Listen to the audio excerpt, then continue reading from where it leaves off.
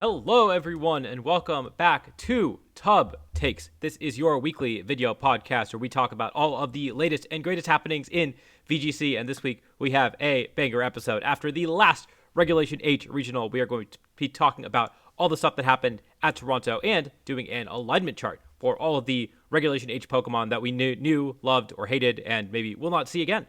And we got a bunch of great guests this time. We have the player who got top 8, who beat Wolf. We got Darsh. How you doing?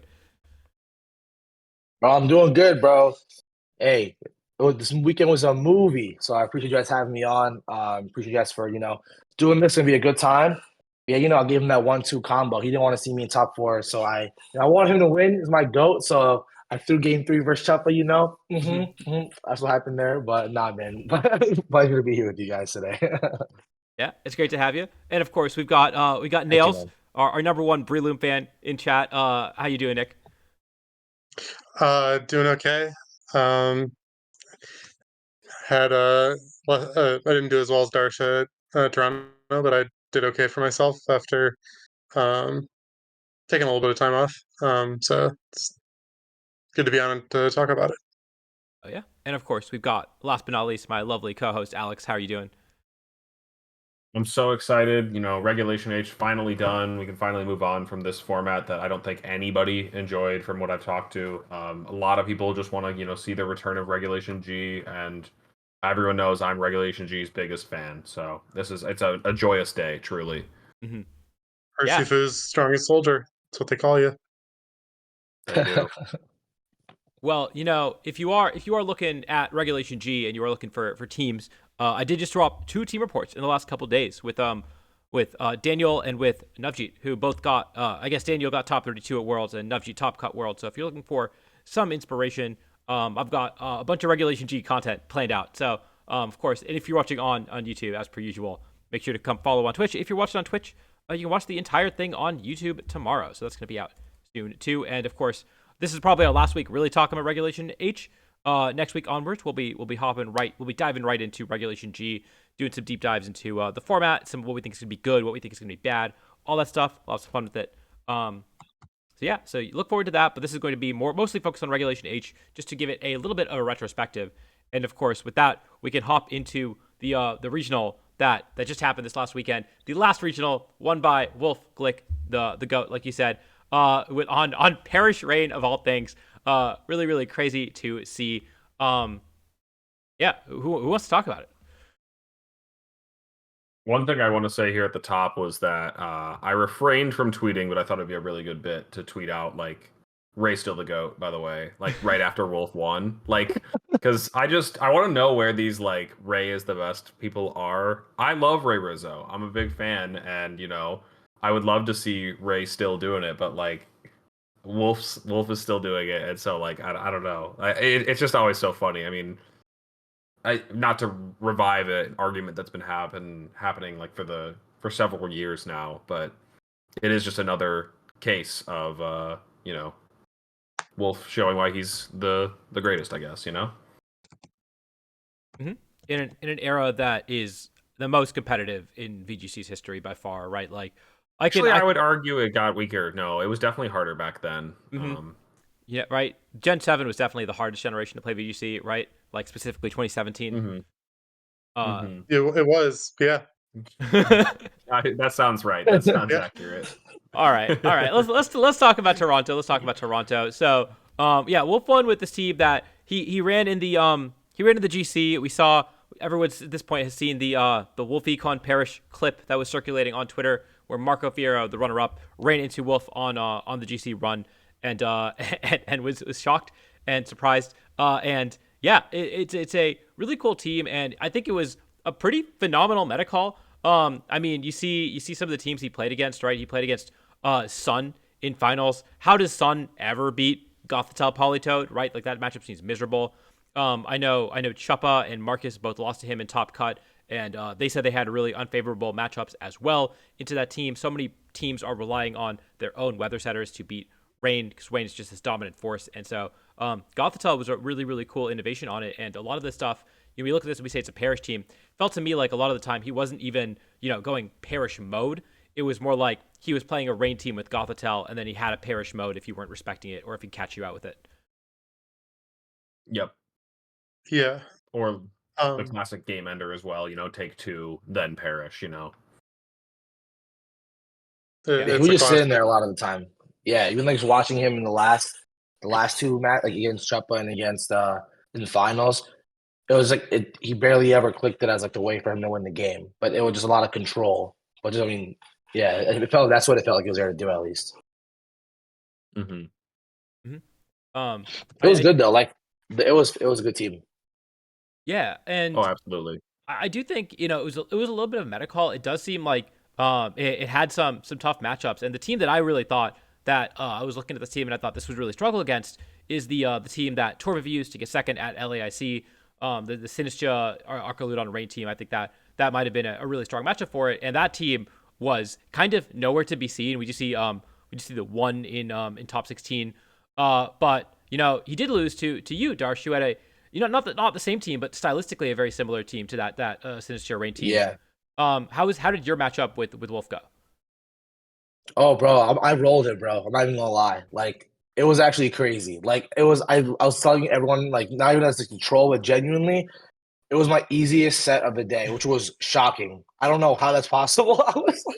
I saw the team. I saw the matchup on Arcanine, bro. I was like, I'll take this L gracefully, bro. I'll take this L. It'll be a fun bucket list moment. All my friends have played him before I did. I was the last one in my friend group to play him, so I was like, whatever. And I sit across from him, and I'm like, I look at the team, and I was like, all right, well, I think like just Goldango just kind of like messes him up. And I have my arch was max speed, so I was like, my arch feels really good into his stuff too because he can't really get Trick Room up. And I think I just outpace him because I let Grimstorm all Goldango both games, and it was like he had to like really I felt like make calls on what I was gonna do, and like I don't think he knew my play style obviously because like obviously he's so up here, like he don't know what I'm like. So he made a lot of like safe plays, like protecting and switching in fake out user. And like every time he did that, I just nuked the other spot. Like that also happened game one. So like game one, for example, he led Poly Arch, not Poly, yeah, he led Poly Arch both games. And tried to Terra Electric fucking nuke my Goldango both games. I was protected both times.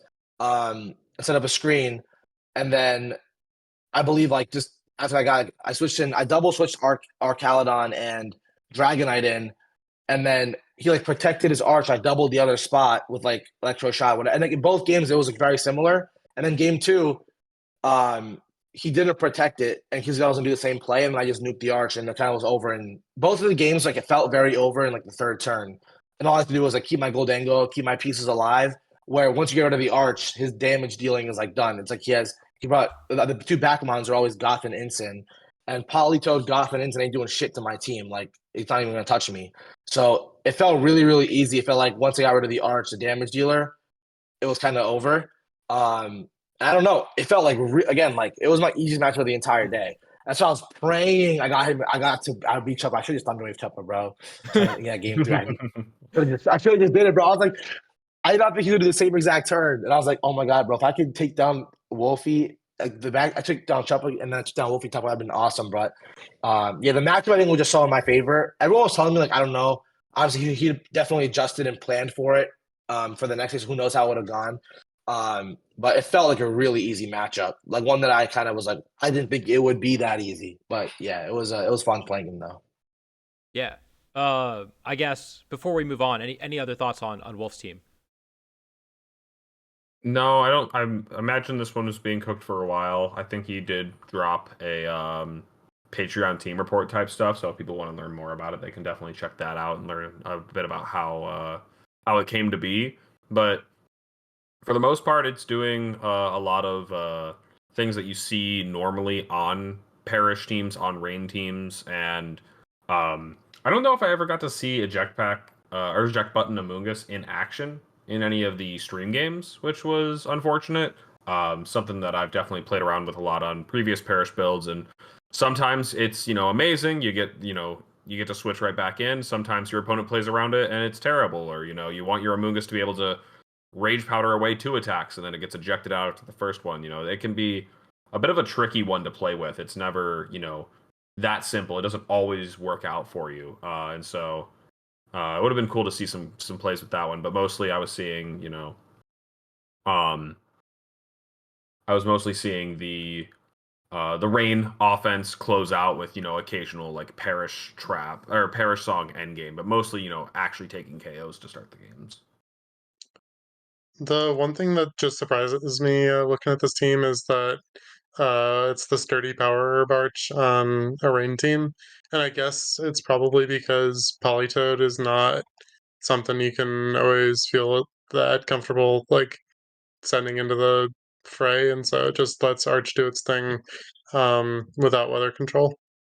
Um, Mm-hmm. just surprising to see it on this type of comp, but I'm sure it's got justifications for it. Just Yeah, Yeah, the I arch definitely was like think. weak. It just didn't take hits well. Like I don't know. Like for me, I just double tapped it and it would just die. And it was like I don't know. It felt like it was at least me playing against it. It felt very like that was his only thing to break through to win. But I don't know. The other mons like they just didn't apply pressure, which again I don't. Maybe if I had more of a balanced team, I'd have a harder time playing against him. Like again because with control and everything. So two of my Goldingo's Ghost and my Mouse and Grim were also Terra Ghost, so he couldn't like do a lot of Gothitelle stuff to me. But it just really felt like the Arch was so. I'm used to some Arch could be in like hell to deal with, bro. I'm used to like having to attack this motherfucker a million times and like really go through a lot to kill this thing. But this one, like you hit it twice. You attack once with Shadow Ball, hit it with Draco next turn, and it's done. And it's like I don't know. It felt at least for me, it was interesting to see that. Again, in the other matchup, he looked so dominant, like or like in control. I would say the other games he played on stream, which I watched, but yeah, so it was interesting because my experience was so different than the other one, so it was fascinating. yeah, I mean it's. I'm assuming. I just generally assume the sturdy guy is pretty much glass, so Yeah, there's Yeah, like no bulk.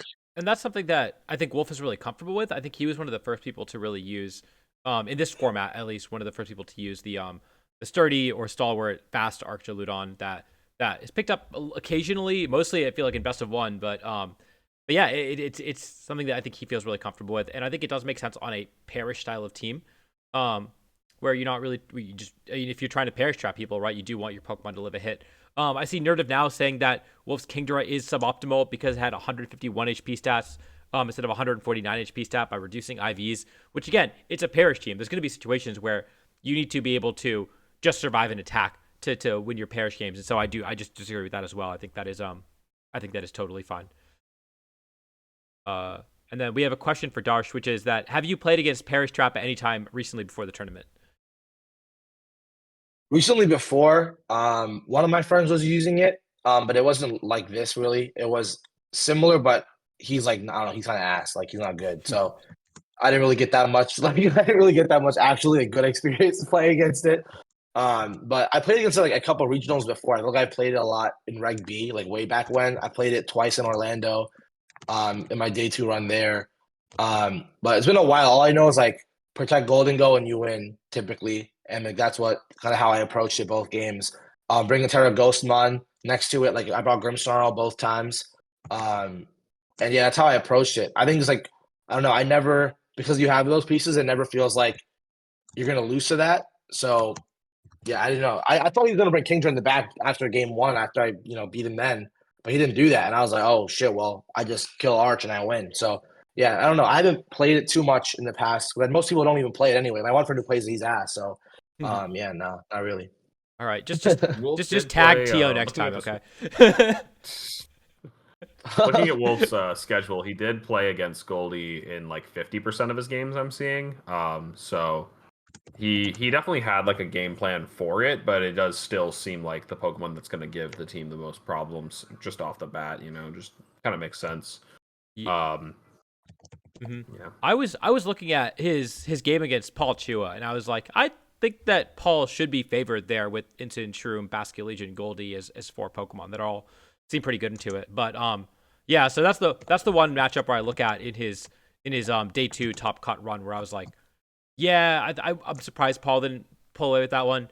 I think that I can see the other Instant Shroom Goldie team with Jeremy being a hard matchup as well. But really, like that seems like the type of matchup that I can imagine that team really struggling with. Again, you talked about how you played against it, preserving the Goldie, and I think that Jeremy presumably did something very similar. Yeah, Paul. I thought Paul was really supposed to win that from what I can look at the teams. Yeah, Paul's team looks so good into that. Like the two ghosts, he has speed. I don't know. I think Paul's team. I agree with you. I thought Paul was gonna beat him too. Like I'm not gonna lie. Yeah. But that being said, you look at his matchups in Top Cut, and they do seem quite strong. He does seem, especially again playing Marco twice. That's like one of the best matchups. Playing Joe, he really hit the Sun bracket. He hit the Choppa Marcus bracket, and so I'm not too surprised that he. Yeah, seriously. Once Top Cut shook out, I think even just once Top 8 shook out, we were looking at the bracket and we're like, oh yeah, the Wolf has got bracket. He is his regional to win. And you know, no surprise there. And I guess moving on to the second place team. I don't want to talk about Marco's team too much because we've seen him use this. He did say on Twitter that he posted his rental code. See if I can find his Twitter because he has a weird handle. Twitter is broken. Yeah, okay. He said he posted his rental code, and then the only changes he made were that he speed crept his own team, which I think is hilarious because other people were playing against him like they knew his spreads, and then he would catch people off guard because he was actually faster than like his incident stuff. So that was pretty cool. But Right. and then the other narrative there is, of course, he already has a Worlds invite, and he is coming from EU to try to steal an NA Worlds invite. Obviously, you know, win a fair amount of money as well. But I was saying before the tournament that the best case scenario for this was Marco getting to finals and losing, taking as many championship points out of the region as possible, while not stealing an invite. And so, from a American, maybe the 75th best player in NA perspective, this is a pretty optimal result. Yeah, it worked for out Marco. pretty well. Yeah. That's funny. That's I didn't true. think about it that way. That is funny. In his best case, if he's involved, that's funny. Yeah, bro Yep. just shiesty for no reason. Bro wanted his bag. That's why he came over here, bro. I mean, yeah, like I was definitely sweating bullets. Definitely not. I've said before, not pro NA, but definitely anti EU. I was super worried that they were going to steal one of our invites. We would never have lived down that. But second place doesn't get an invite, so you know what? We're chill. Even if you could say, he beat every American besides Wolf, I don't care. I don't care. He didn't win the whole thing, man. It doesn't matter. It doesn't matter. We're chilling for now. I think they are still beating us though in total invites because of how LAIC shook out. So we'll have to see if we can get revenge at EUIC or NAIC. Yeah. No, definitely was sweating seeing Marco get the finals. What'd you say, Adi? Might have to see if any NA players head over to Birmingham, which is the closest EU regional to NA, and steal an invite there as well. That's true. That one is coming up soon. That is like the January Reg G one, right? So. Yeah. Also, by the way, I was just looking at Marco's run. He beat an Armorage?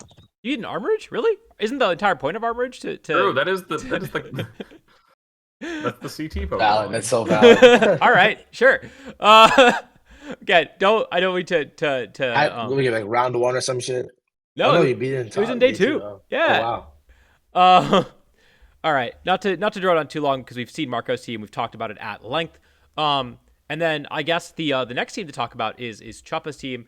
Choppa, of course, coming in here using Choppa, Marcus, Carson, Conver all work together on a new build of Indeedee Sneasler using the Scarf Indeedee kind of hyper offense. Same Blood Moon core, but this time using Volcarona as the redirection and Tyranitar and Annihilate as the two flex slots, the Goggles Annihilate.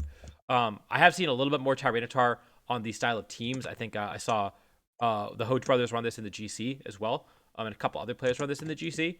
But yeah, they all had a really good run. I think Carson lost the Winnin, and then Marcus got top 8, and Choppa got top 4, both losing to Wolf in top cut. So just like one of those things where I'm kind of sad this format is ending because it is cool to see all of these new innovations coming out right at the end of the format. People are still building, still developing, still coming up with new cool ideas. So it's a shame to see us move on so quickly. Oh no, I just disagree entirely. Urshifu I think leads to much more competitive formats, and Sneasler was definitely ruining this one after missing finals at yet again another tournament. Like I don't know, man. Yeah, I wish Age could go on. I wish Age could go on. So Yeah, me badly. too. I do not want to go back. Like I started playing Reg G. I'm like, yo, like this is so like so much. In my opinion, is so boring compared to what we've been playing. And that team though, that team was it's a good team, but in my opinion, it was a lot less scary than the other one. Like the Electabuzz Blood Moon stuff to me was like a lot more annoying to deal with than the version that they brought this time. I don't know how you guys feel about that, but I thought this team was not as scary as the other one. I'm curious if you guys did you guys play it at all? Any of you two, any of you guys, and three of you guys? Play against the Carson team, The new the one? Marcus. Yeah, the new one, yeah. No, I did not get the chance to see it in action. But it's a cool one. I honestly think that it's like a blend of a couple of things. Obviously, I don't know. There's just so many like Yeah. ideas here mashed together. Like it makes me think of like Kylan's Dozo team from one of the tournaments using a similar Volcarona or something like that. But then there's an Assault Vest Tyranitar here, which was just looking to be very anti-meta going into this tournament. And maybe some previous ones. Sticking to what they know, though, this group, Sneasler and Didi, they love the offensive pressure this stuff puts out. Yeah, it's a really, really, really cool team. But yeah, I was gonna say this before. It obviously we already talked about who was working with Chuppa. But if you ever want to know, who's the actual mind behind the team that Chuppa's using, just look up the same 6 Pokemon and find who else used it in the tournament. You'll find. But of course, Chuppa did the best with it, so it's Chuppa's team. So that's just how it works. That's just the rules. I didn't make them. So that would be the Chuppa 6 going forward, but there is no forward, sadly. There's no. Well, we'll see. Hopefully, No, cross your they fingers. they might revisit this format. Yeah, cross your They fingers. gotta for bring that. this shit back. This has been the best in a long. That's why the only reason I came back. I haven't played in so long. But I thought this was fun. Like this was like Reg B kind of like those same vibes. And like that to me was like my favorite time this whole game. So yeah, they got rid of it too soon, bro. Too soon. Rugby is one of the best formats we've ever seen. It's true. Yeah, that was electric in my opinion. That was so much fun. Wait, Angelo, you're saying which one you like which one a lot less? Are you saying you like H a lot less than G, G a lot less than H? I don't know. I No, think he's the saying. Carson team. Like I think the Carson's first team, like that first, like the Buzz Blood Moon team. I think. Or are you talking about the Yeah, team? Oh, we could be talking about the team. I think he was talking about the team. Mhm. I'm gonna keep us moving. The congrats to Giovanni Costa as well for getting to top 4. I think we've seen him use variants of this team basically the entire format. So this shouldn't like really surprise anyone. But does anyone have any thoughts about it? D-Night I was keep fucking saying cracked, that. bro. I keep saying it. This team was ChatGPT. Can you build me a team? Because it is just like CBD night. Like it didn't know that we're using the new D night now. Still using Specs Gold. Still Tailwind.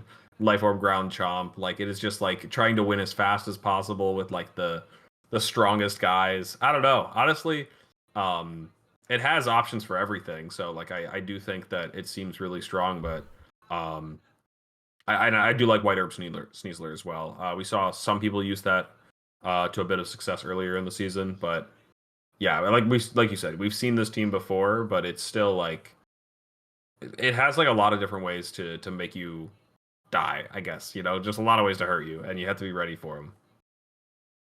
His Dragonite is extraordinarily well trained. That's what I'm saying, bro. Like that's the reason. Like that's what we gotta be talking about, bro. Those outrages were crazy, bro. It hit 4 to 4 right slots against me. How to do against you? Oh wow, that's crazy. No, I was talking about the stream, like the game when his top 8 match to Oh win yeah, game no, 3. his Dragonite was smart targeting in our set. My Whimsicott could Yeah, not but catch an aimbot, outrage. but aimbot on. Right? Yeah. That was crazy, bro. And so we're going to talk a little bit more about the championship weight bar in a little bit, but I think Gio said this is his last NA regional. I think he's moving to Japan, if I recall correctly, and so he's done with locals, he's done with regionals, he's out of here, and making that push for a Worlds invite. So as of now, 1100, right, is the we know he's not going to be getting any more points, maybe from GCs or something like that, but yeah, he's at a safe 1100. So I think that should be safe for Worlds. But yeah, just to keep track of that because that is He's chilling, yo. He's chilling. you think that, but the bar might be closer to 1100 than you think. That's my take. We'll get to that in a little bit. I don't know. I don't really feel the need to talk about a ton of these teams. I know Luca tweeted it out, his team out, and I don't know if Benny tweeted it out, but it's not super out there either. I mean, I don't know. It's small tweaks, small innovations. But Darsh, I do want to let you talk a little bit more about your experience, your run, your team. Yeah. Tell us about your experience at Toronto. Yeah, dude. Well, I don't know. My whole logic was I wasn't even gonna come, but all my boys were like, "Bro, you're working too hard. Come out of retirement. Like this is an East Coast one. Like just pull up." And I was like, "All right, you know what? Screw it. I'll go." And my first day two ever was Orlando Reg B, and it was very similar in concept to this. It was like screens rain with redirection, Goldango, that kind of stuff. So I was like, all right, I'll come back. I'll use something that I'm familiar using. Um, and I was using it now, and again, it felt good. It feels kind of like Reg B, kind of like with like the mons that are being used. Again, rain is good right now. I was like, Arch is cracked. I don't know, Grimstone felt good. Mouse Gold, whenever Mouse Goldango feels good, I like that feeling. And it was really good until like the Ninetales, Ursa Luna, Dragonite, Goldango, Rillaboom, like stuff. Like it was so good into that. I was like, all right, let me just bring this. I know it's good into a lot of stuff. And the way I like to play is like I like being a menace. Like I just like to be a menace. Like I like to thunder wave everything. I like to just sit on the field longer, and slow things down. I like to control. I control the pace most of the time in most of my matchups because I have some like the bigger pieces. I have like damage reduction. I just feel like I'm usually more in control. And dude, the run was just crazy. Like I don't know. I feel like I was like the night before. I was like, "Yo, this team's gonna be ass, bro. People are gonna beat me, be better or whatever." In every match, it felt like I said matchup. Like no doubt, like no one's ever taking KOs. I was winning like every single damage trade. I was like I was max timid Arch, max timid Goldango, and I was just outspeeding all the mirrors. I had a lot of advantages in that sense. And yeah, dude, like even looking at my matchups here, like you have it pulled up right now. Um, a lot of like the little things, like the Terra Steel D Knight. Everyone was on Fairy. I don't know. I thought Fairy was ass because I thought it only helped you with like just scale shot, and you were so weak to like everything else still. Whereas the Steel gives you so much more into other things. It's actually I think better in the mirror than Fairy is because they lower their defense and you get those E speeds if you have it. Um, I don't know. I thought it was really good there. Grimstorm, again, I just tweeted everything. But Mousehold was like the MVP, bro. Like I got to just super fang everything to half, and it enabled my Goldango, my Dragonite, my Arc.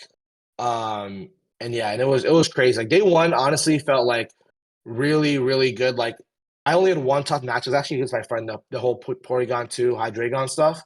Um, but day one felt very easy. I'm gonna be honest. And even like day two, the three matchups, even versus Choppa, I felt like that matchup was like not bad. Even though I lost the first time, I didn't know how to approach it. I'd never seen the team before. I didn't really plan for it.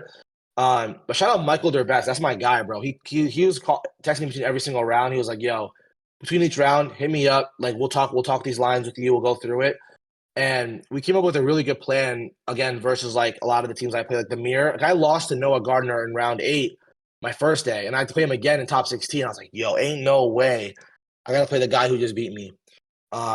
And I played him in the mirror, and it was like the craziest set I've ever played. Like, I don't know, I beat him. I hit like the LeBron silencer after I beat him, bro, because I was so hyped. Like, that was so like it was a Arc 1v3. His Arc, his Basque Legion choice band with last respects, and his Pelipper, and like it was the craziest thing ever. But and then I had to pitch up again the rematch. But overall, I don't know. The team just felt so good. I feel like it's the kind of team where it has answers to everything. Nothing feels like you can overwhelm it. I just have to play good. And it's very forgiving, which I like. Like again, I get a lot of free turns back with Thunder Wave and like with screens. And again, if I ever get a crit, yeah, you're cooked. Like if I get lucky, you're done. Like there's no way I'll lose if I get lucky. So I don't know. It felt really, really good. I felt like even against Choppa, like game 3, I was just too scared of the Indeedee. That turn 1, I think my Thunder Wave. I was watching it back. I was like, if I Thunder Waved, like I thought actually had matchup versus him. He just played better than me, which is fair. I don't know. Even like Wolf, I got to Wolf top 4. I felt very good about my odds. I think the team just felt very well positioned into the meta, especially because everyone now is like max speed everything, max to mid, max speed everything. So by being bulky and by having screens and slowing it all down, I feel like I was winning every trade. So it felt, I don't know, team felt like God. Like I was cooking dudes left and right. I said on the interview, bro, I was a bad matchup, bro. So that felt good, man. It was a good time. Oh yeah, yeah. I definitely saw a lot Angelo of. said he saw hit the silencer. Yeah, I He said he saw. saw, yeah.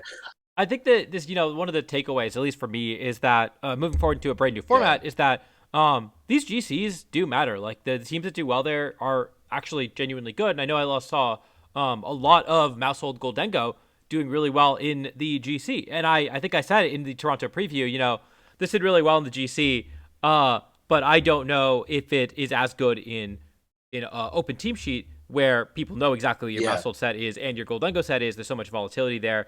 And of course, here you are popping off with it, doing really well with the show. No, it's just actually really strong into the metagame right now. Yeah, dude, mouse hole just outspeeds everything. And again, having double tailwind, I liked it because it allowed them to like come in. Like, let's say I led like Dragonite or Pelly in the front, the other ones in off the back could just come in and do damage. Like almost everything I had was like max. Like Goldango was max special attack, Pelly was Sash, obviously. Dragonite's max adamant. Only Arch was like not invested. So a lot of times behind screens with speed and like these like I don't know. I felt with Super Fang and stuff like that, it was just I was talking. I didn't even play the GC, bro. So I had no clue what was popular. I just knew that I took this in the past, and I was on ladder for like a day, and I was like, all right, this is strong. I'll just use it. And it felt good, man. So yeah, I don't know. I think you have a lot of mind games with this team too. Like, they have to make a lot of calls. It feels like to like get ahead. So if you know how they're gonna play, and I've been using these tools for so long, it feels like I know more than them and how they're gonna handle it than they do. So it feels good. But yeah, it was a good team, bro. It was fire. Yeah. I was the bad matchup, bro. I'm telling you. I was playing. Yeah, I see Justin Tang in chat saying GCs have been great practice for this reg, and I see Justin and Chiliang using their team. I think I saw them use this in the GC as well, and they both made it to top cut as well. And then I know Wolf also used Yeah. this parish team in the GC, and I think it was originally a best of one team that he made a best of three, brought it to the Toronto regionals, even though I think it was built for best of one. Again, showing off that how effective that practice for the GC can be. So yeah, no, I really do think that that it has been a really effective practice, except for me where I pop off in the GC and then flop the tournament with the same team. But Did you actually? I had Yeah. no idea. That's crazy. yeah, I got top 32 in the GC, and then I brought the same 6 Pokemon, and I went 5-3. Holy shit, that's So really good. Oh yeah, damn, Top damn, 32 bro. is the big one. Yeah, That's bro. really impressive, Adi. Nice GC finishes. Yeah, that is actually really good. I'm joking. I'm saying my GC finishes are the real regionals, and the regional finishes are like GC points. But Hey, hope however you must, bro. Pointy points, we'll wherever you get see. them. Yeah, We'll see. facts. Yeah. So I guess before we move on, like I said, I don't want to spend too much time analyzing all the teams in this regional when there are no more events in this format, other than I think like one of the Asian Premier Ball leagues. But does anyone have any teams they want to highlight from Top Cut or Day 2 that they really want to talk about? You get one each. Yeah, so I'm going to talk about my team. Oh yeah, you can talk about your run. We pull that up. Yeah, okay. I got this team on Wednesday from my buddy Sebastian Escalante. Um, Argentina's finest, just an old school player, old head, who's come back kind of recently and has been doing really well. Um, uh, wasn't sure what to use, so I just asked him, "Hey, what should I use?" And he's like, "I cut Pagoda with this last week. It's sick." And so I just kind of yoinked it. Played a couple games with it, looked at some replays of his, and yeah, just loaded it up at the tour. I lost my round one because I queued into a counter team. Uh, Soundproof Como with double redirection, like the Klinger Soul guy, was just really difficult to break because I have two hyper voices as most of my spread damage, that and Heatwave. And then there's a Tyranitar to slow down my Zard mode. So after round one, I was like kind of skeptical, but then I won the rest of my sets on day one. And so I was feeling the team after that. Just the rough start was kind of funny. Yeah, Um, team looks cool, bro. uh, then my day two, I beat Brian Collins round 9. Had a really solid matchup. Um, just being able to do double fake out things into hard trick room. Round 10, I lost to Geo, and round 11, I lost to Marco. So uh, I'm a bit annoyed that I hit 3 guys who like all made cut and all were the two guys that I played rounds 10 and 11 both top forward. So just I mean you just have to beat anyone who's put in front of you, and uh, but yeah, no, I had a pretty good tournament. The team was like I said, the team was just pretty good. It's just a Blood Moon with a bunch of support team, and it just puts the best mon in the format probably, or at least like top 3 or 4 mon in the format in a position to just kill everything. So like that's the team. So it was a good time. Mm-hmm. Yeah. I remember looking at the pairings at the King. Both you versus Marco, and then also Joe versus Wolf. Both in the win-ins. It's just such a crazy pairing to have. Just absolutely brutal. But that's that's how the pairings go, right? That's just how Tom works. Right, right. But like Swiss is really good at finding the best player, and just at the end of the day, you have to beat. You have to prove that you're better than everyone else in the tournament. So whenever you play him is whenever you play him. Mm-hmm. All right. It is crazy to me. I don't know. I'm having like a random realization, but that 8-3, there are 38 people at 8-3. Like that's crazy. Yep.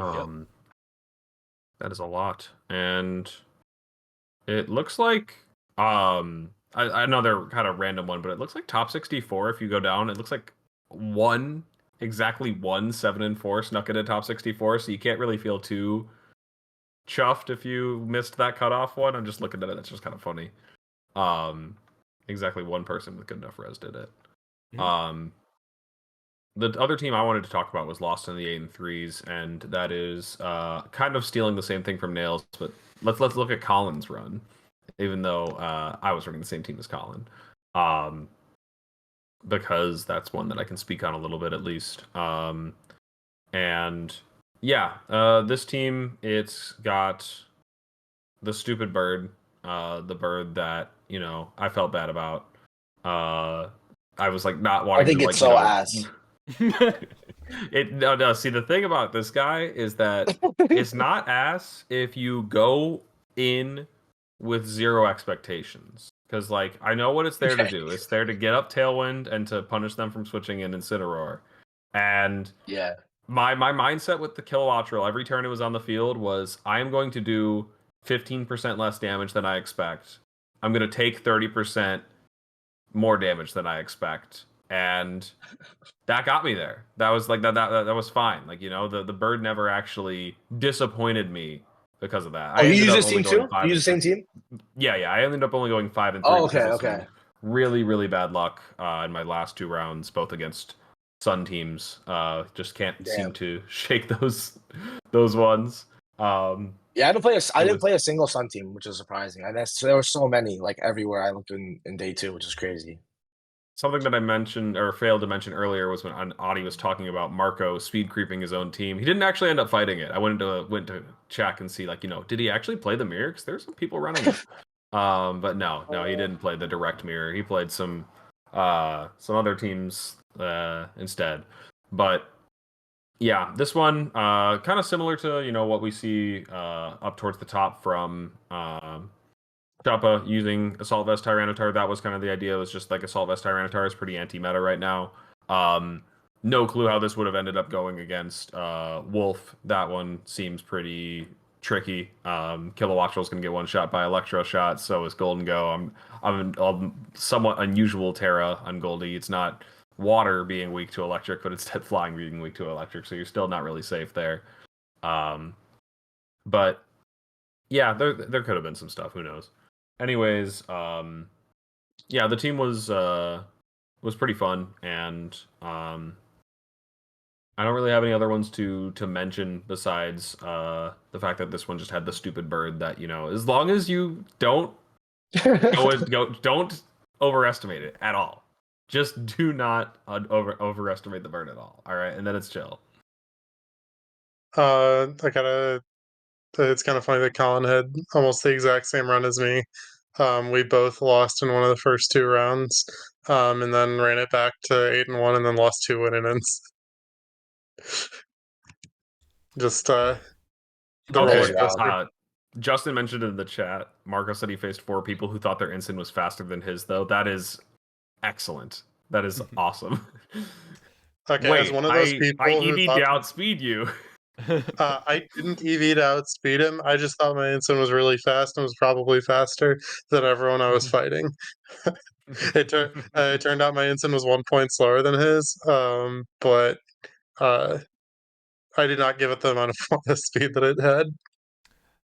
Those are just good EV Um, spreads, right? He picked the right speed tier.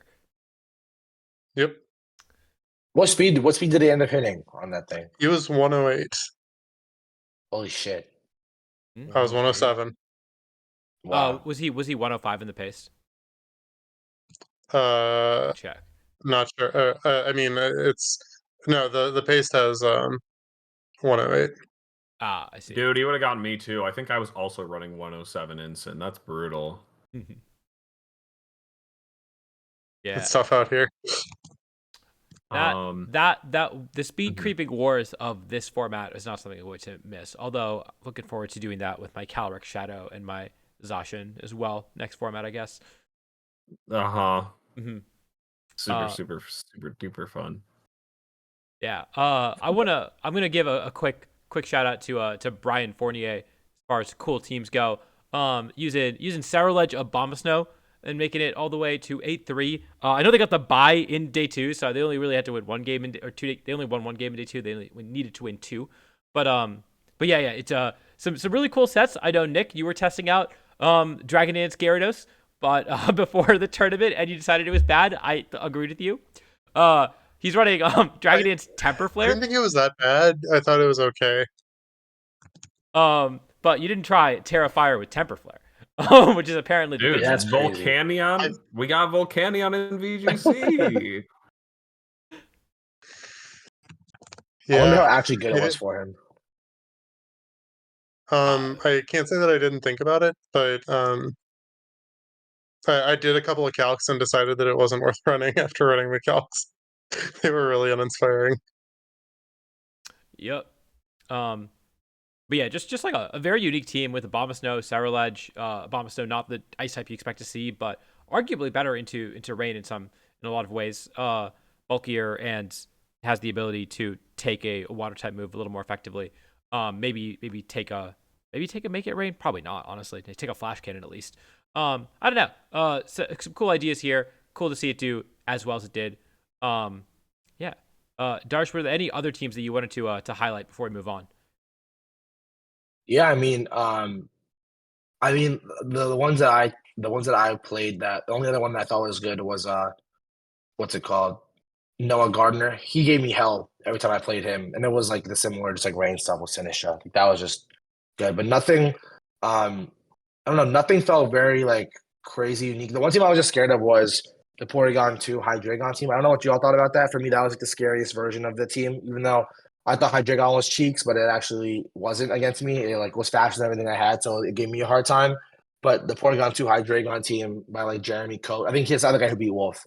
That team scared me too. Nothing cool about it, but those are just 2 teams that gave me a hard time. So I thought those were cool. But yeah, I don't know. A lot of stuff was just Dragonite, Goldango, Ursaluna stuff everywhere you look. So nothing. Most of the time, that's all I was seeing. So yeah.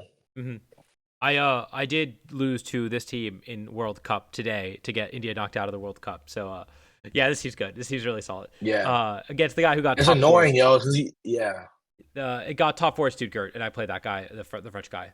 So it's been around. Wow. Kalen had a very similar version that we did a team rapport with him at Sacramento that had Garchomp with the Ursaluna, right? So I think this team is also very strong. Ursaluna's way scarier, bro. Yeah, the Ursaluna's way scarier in my opinion than the Garchomp. Like, oh my god. I think so too. Mufasa, it's not spoilers. The stream's been out there. It's been published on Twitter. It's out there now. Yeah. All right. So with that, I guess that's kind of our wrap up from Toronto regionals. I don't feel the need to dive into all of these teams when we don't have a ton more to talk about in this format. But what I do want to quickly talk about is the championship point situation right now. Because so I did a poll and I just closed a window that I needed. We're gonna come back to this.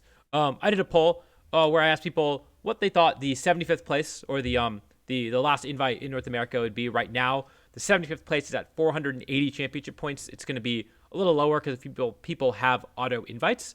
And yeah, I genuinely do not know. We were talking about this a little bit in Toronto while we were walking around exploring the city. And it's going to be really interesting to see where it cuts off. So from the poll, I see that most people think it's between 900 and 1,000 points, with an even number of people thinking it's going to be less than 900 or between 1,000 and 1,100.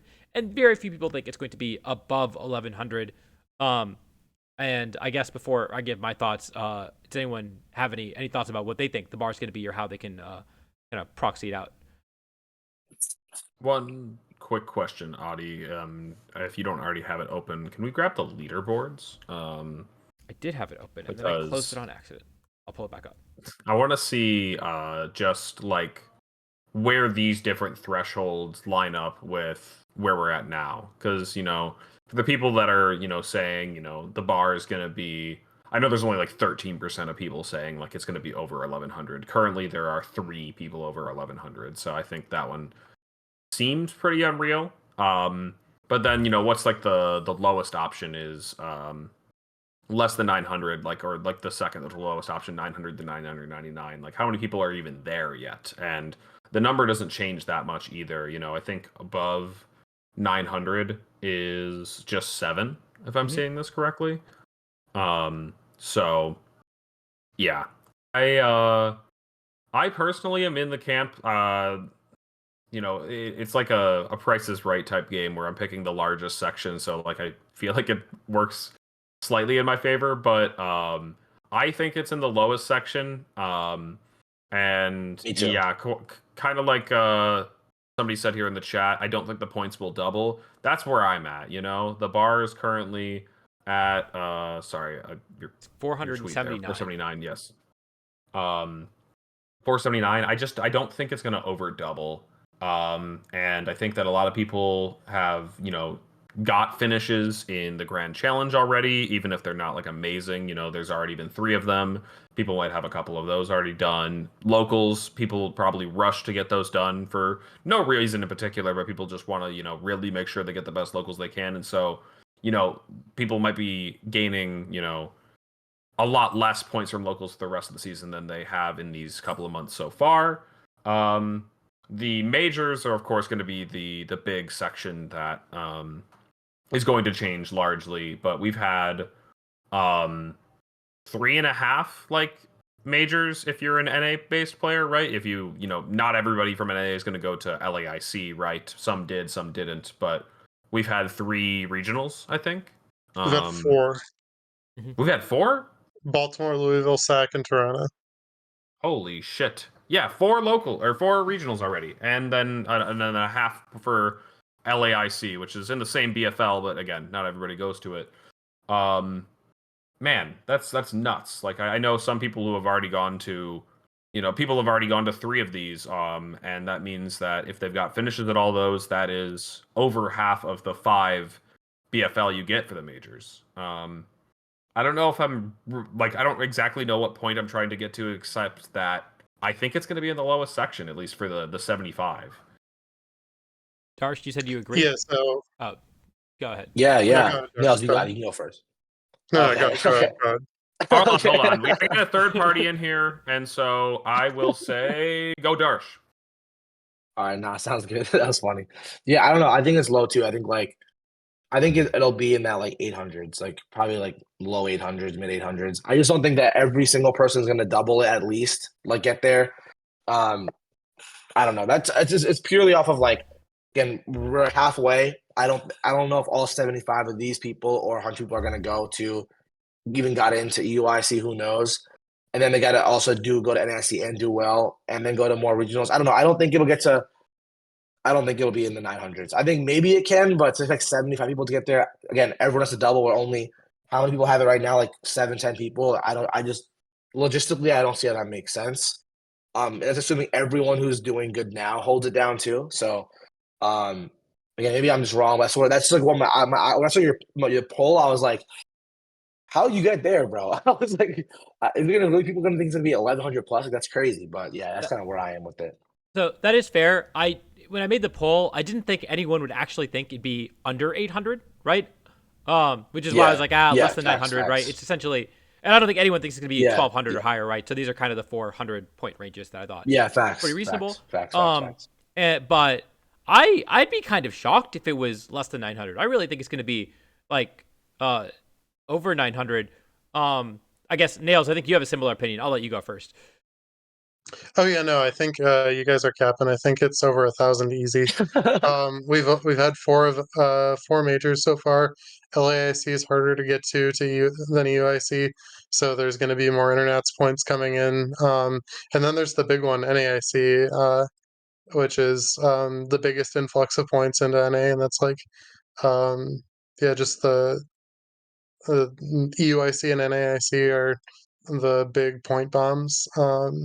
Locals are more negligible this season. And I also think it's just kind of incorrect to say that they're more than halfway done when like we're not to the halfway point of the season yet. Yeah, that's true. That's true. And like, yeah, for locals. Yeah. I just think that like you can fill your locals day one, and so I just don't think it's. I know that. Yeah, you're probably right in that more than half of the people haven't filled their locals. Like that seems pretty reasonable. Not everybody was going way too hard on them for no reason at all. But I still don't see that inflating it to over 1,000. But continue, of course. Oh yeah, no. So like there definitely are some internet's points handed out by LAIC, but the internet's points are the biggest chunk of points, and other than that, we're depending on how you want to count Puerto Rico, I'm like kind of shrugging at it, but it's it's technically there. If you want to count it, then there's 5 of the 9 regional level point payout events. If you don't want to count it, which like some people are going to get points from it, but usually the kicker is pretty low, so it's not like flooding tons of top 32 points into the system. Um, but yeah, we've still got half the regionals left, even discounting Puerto Rico, along with the 2 biggest internets. So we're like 35-40% of the way through the majors points being handed out. So like I just think that we're about 35 or to 40% of the way up to the bar. So whatever the bar is right now, you'll get a decent approximation if you assume that we're like 40% of the way there. And the bar is Let's see what that is. That is oh, you think it's gonna be over 1100 then? Right? yeah, I voted Translates for to 1100 Boston. that translates to 1200 points actually, if you think they're 40% of the way there. Like there's global challenges which are going to like some people have hit their BFL, but some people who are going to end up performing well in some later global challenges haven't yet, and so like those the points are still going to be distributed, and there's also like a factor of if you've got 3 good finishes, you don't really need to try hard the global challenges. So that's just going to lead to the points being distributed to just like a more even distribution of the points. I don't think we're going to see that much gatekeeping of global challenge points. So But yeah, I kind of I agree with some of it and I disagree with some of it. I do think that with respect to grand challenges, on one hand, yes, I think it's going to be easier as time goes on and people are going to get their high finishes. But also I think most people have played most of the grand challenges. They've already gotten 25, 30, 35, 50, 65 points already here and there. And they're certainly looking to improve on that. But one, not everyone will get the 120 point cutoff for top 32. That is still a reasonably difficult goal for a lot of people. And then also, Even if you do, you're only actually getting 50, 60, 70 points on top of that. So it's not going to count as like a full event. I also think a lot of people have gotten close to finishing their locals allocation. People who go to locals on a regular basis, at least, right? Like it's not hard to get 4 cup finishes and 4 challenges finishes at this point. They maybe not the finishes that you want. But at least for me, for example, I've gotten, I think, 210 of my 260 potential local points already. So I think that is going to, that is also, you're not going to see a ton of points increase from locals from a lot of the players. Not everyone. I think definitely some players have not played the locals yet. They are maybe realizing, oh shit, I'm in the Worlds race. I should start going to locals now. I know our friend Tommy Cooling has just said that after his second day 2 this year. On the other hand, the part I do agree with Nick is that we are 40% through the majors of the year. And I think that most people that I know that I've seen have gone to 2 regional level events this year, which means that they have 3 more to go. And everyone getting their Worlds invite will get their BFL of 5. Like you said, internets are the big point distributors. EUIC, I don't know how many Americans will go to EUIC and do especially well at EUIC, but NAIC especially is the one where I expect every NA player going for a Worlds invite to go to NAIC and expect a lot of them to get the 120, 140 points that you can get for just a decent finish at NAIC. So that's why I think that like, and then like I said, there are going to be people getting points from great challenges, people getting points from cups, but I really think that only being 40% of the way through the majors is going to mean that it goes a little over half what it is right now, and so that's why I'm leaning towards 1,000, towards 1,100. I could see 900 to 1,000. I would be surprised if it wasn't in the 900 to 1,100 range personally. Yeah, no, the fact that grand challenges are probably more than 40% of the way done is what pushes me off of saying that it'll hit 1,200. But I think 1,000 is pretty safe to say that it'll clear. Well, I think 500 to like 1,500 is safe. Mm-hmm. Yeah, personally. That's fair. Yeah, no, I can get behind that. Definitely correct. The thing is, like, I genuinely don't know. This is such a unique experience, like such a unique circuit structure. We haven't seen anything like this before, and so in the next few seasons, we will have a better idea of what the bar is going to look like. And we'll have a better idea of how like the points distribute over the course of a season. But trying to track that right now is very difficult, and we don't know how many people will just say, I didn't do too well in the first couple events. I'm just giving up, right? And then maybe the points will concentrate among the top players a little more. How many people will say, I got a top 8 at, San Antonio regionals or something like that, and now I'm going to try hard and go to 4 more events this year. Maybe people waiting for Reg G. That's how I'm looking, bro. I was not planning on doing shit this year. I was planning to come to Toronto and just kind of chill. And now I'm like, yo, do I play more now? Like after that. Sucks that we have the more Reg H, like Alex was saying, bro. But yeah, now I gotta play this garbage for for the next. Oh no, few months. don't get me mixed up. Urshifu is a lot. You more love this. You fun love. and- Yeah, you love it. yeah. No, I'm not gonna miss anything about H. There's just no good qualities here. People can click protect. I mean, look at Wolf. Imagine trying to run Parrish into Urshifu. You can't His do team it. would look so stupid in Reg G. Like honestly, so stupid in Reg G. He can never get away with Yeah, that team. it's in like Reg G. it's a round 1 opponent in Reg G, bro. It's a Right? round 1 smile Straight at the team up. sheet opponent in Reg G. I would just be like, all right, buddy, just sign the slip now. Save us the time. Oh man. Not for real. What Give do you him a mean? surging strike. All right. So, yeah, I don't know. We're gonna see where this pans out. I'm very curious, but like you said, Darsh, I imagine you haven't gone to a ton of locals yet either, right? Nah, dude, I went to like 1 local. I hit this lick on Toronto, and I'm like, well, shit. Now I gotta be the king of New Jersey instead of Chicago. I gotta move over to New Jersey, bro, and do that now.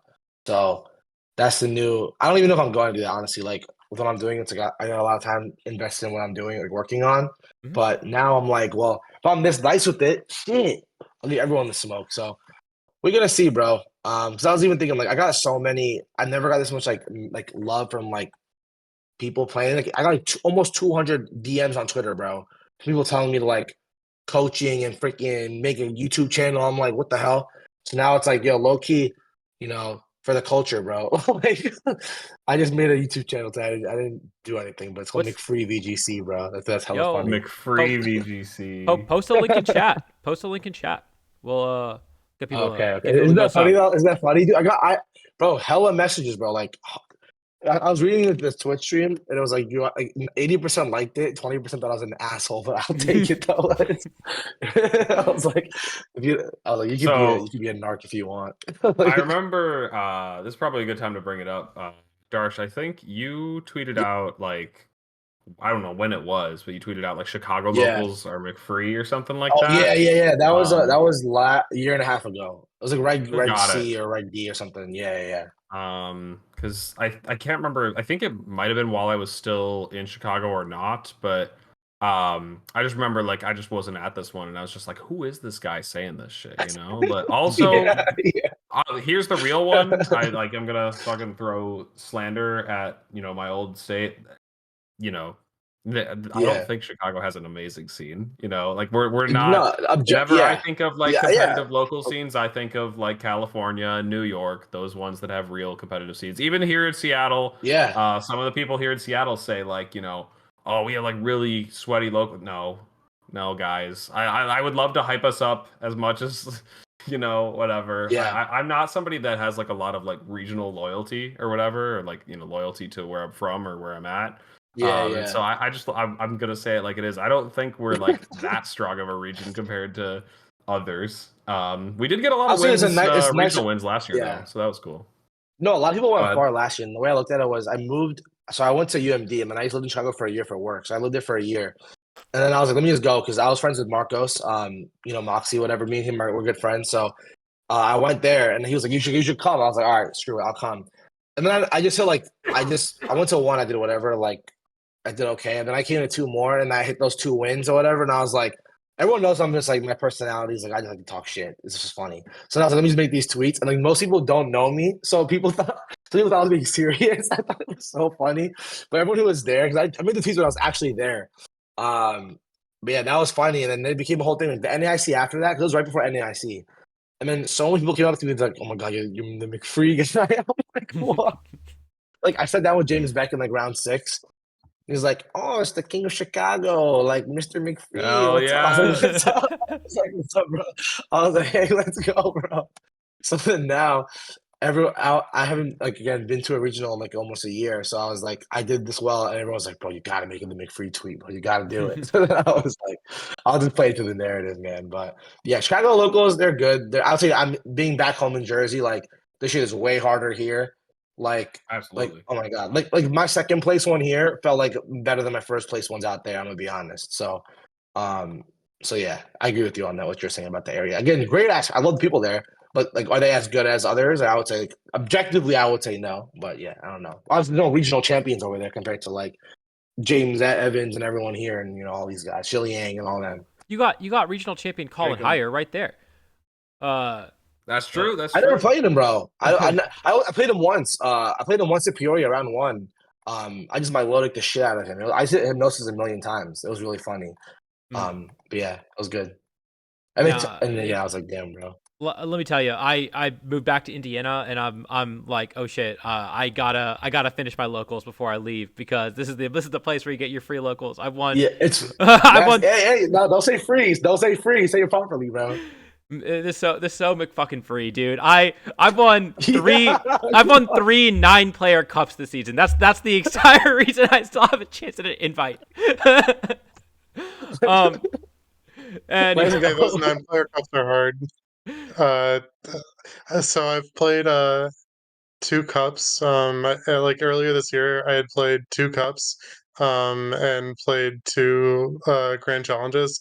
And my raw placement in the grand challenges, like not even like points payouts or anything, just my raw placement was higher in the GCs than at the 9-player cups. I had a third and like an eighth at my 2 cups and a first and a seventh in the global challenges. Those 9-player cups can be tricky. you got to move to You Japan. don't know what you're gonna see out there, bro. You're like a 5-person family with some jank. You're gonna play 5 times. I did lose to a mousehold at one of those cups. There you go. Now my friend lives in St. Louis, my friend Jeremy, and he's like, all his locals are like 4 people, and it's like a family of 3. And just maxes out on these like family of 4s who are coming to do. It's funny, man. It's funny. Yo, let me talk some shit about St. Louis. The St. Louis players, including Jeremy, they invaded the Urbana-Champaign locals that I've been going to for one day. Our Yeah. 9-player cup became a 13-player cup or something like that. Not a single one of them top cut that tournament. Not a single one top cut Urbana Champaign locals, and they never came back. They never came back. So Yeah, I'm telling you, bro. Out there in the boonies, bro, they're using like Pikachu and shit. I'm telling you, bro. Like that's what has to be happening. All right, It's so funny. maybe one of these days we'll do a locals tier ranking stream. Over the week, over the winter, maybe just piss off everyone at once. I know, Hey, I'm down, it bro. I'm seriously down. starts a lot of fires. My favorite local invasion story was me and John who went to Ohio. Not to like go all the way for the locals. I was going for a concert, and then it was just like, oh, concert's on Friday. There's locals on Saturday. You want to just like go crash the local? And so me and John who crashed this local that Ashton was at, and I was using like a hard trick room team at the time that was like pretty notorious. And as soon as I walked in, Ashton was like, "Wait, I need my team sheet back, please, please." He's like, "I gotta change teams." That was so funny. That's funny. Um, That is funny. um, Living out there is an advantage, bro. It's a fact. All right. So last but not least, our last topic is the Regulation H wrap up. They did this on stream. You can see Wolfie posted they did a cool little wrap up before the tournament was over. Of course, they didn't get to put King Draw on here because they did it before the tournament was over.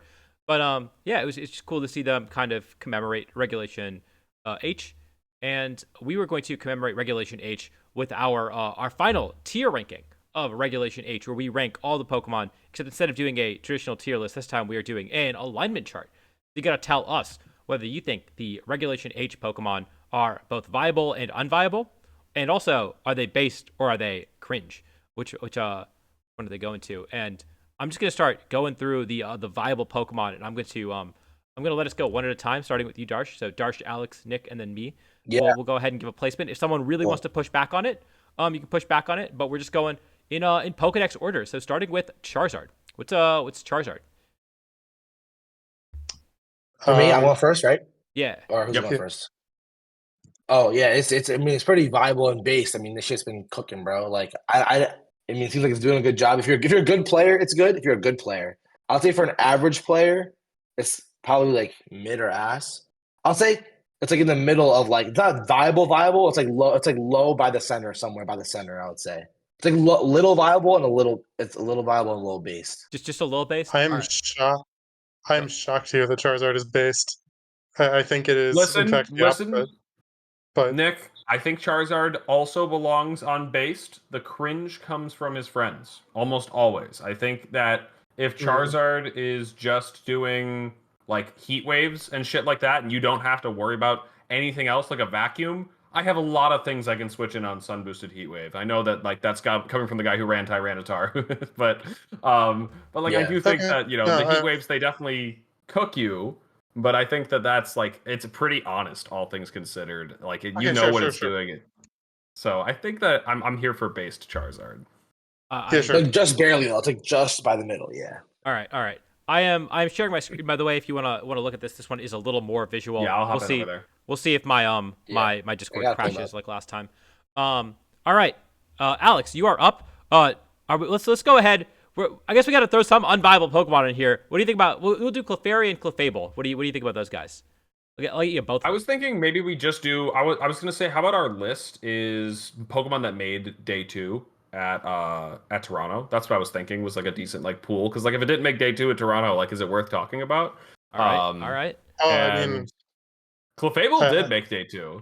One person used Clefable to make day 2. Charles Dupont.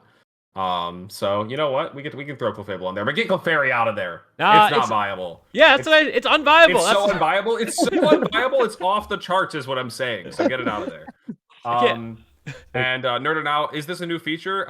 You know what? I accidentally came across it the other day when Audio and I were making like one of the first ones or the second ones, and it was just so amusing to me. I was like, we have to do something with this. Like, it's just, why is this a thing? You can just take the exact pool that they give you a tier list for and then make an alignment chart out of it with your own axes and shit. It's wild. And this is fun. This is cool. This is cool.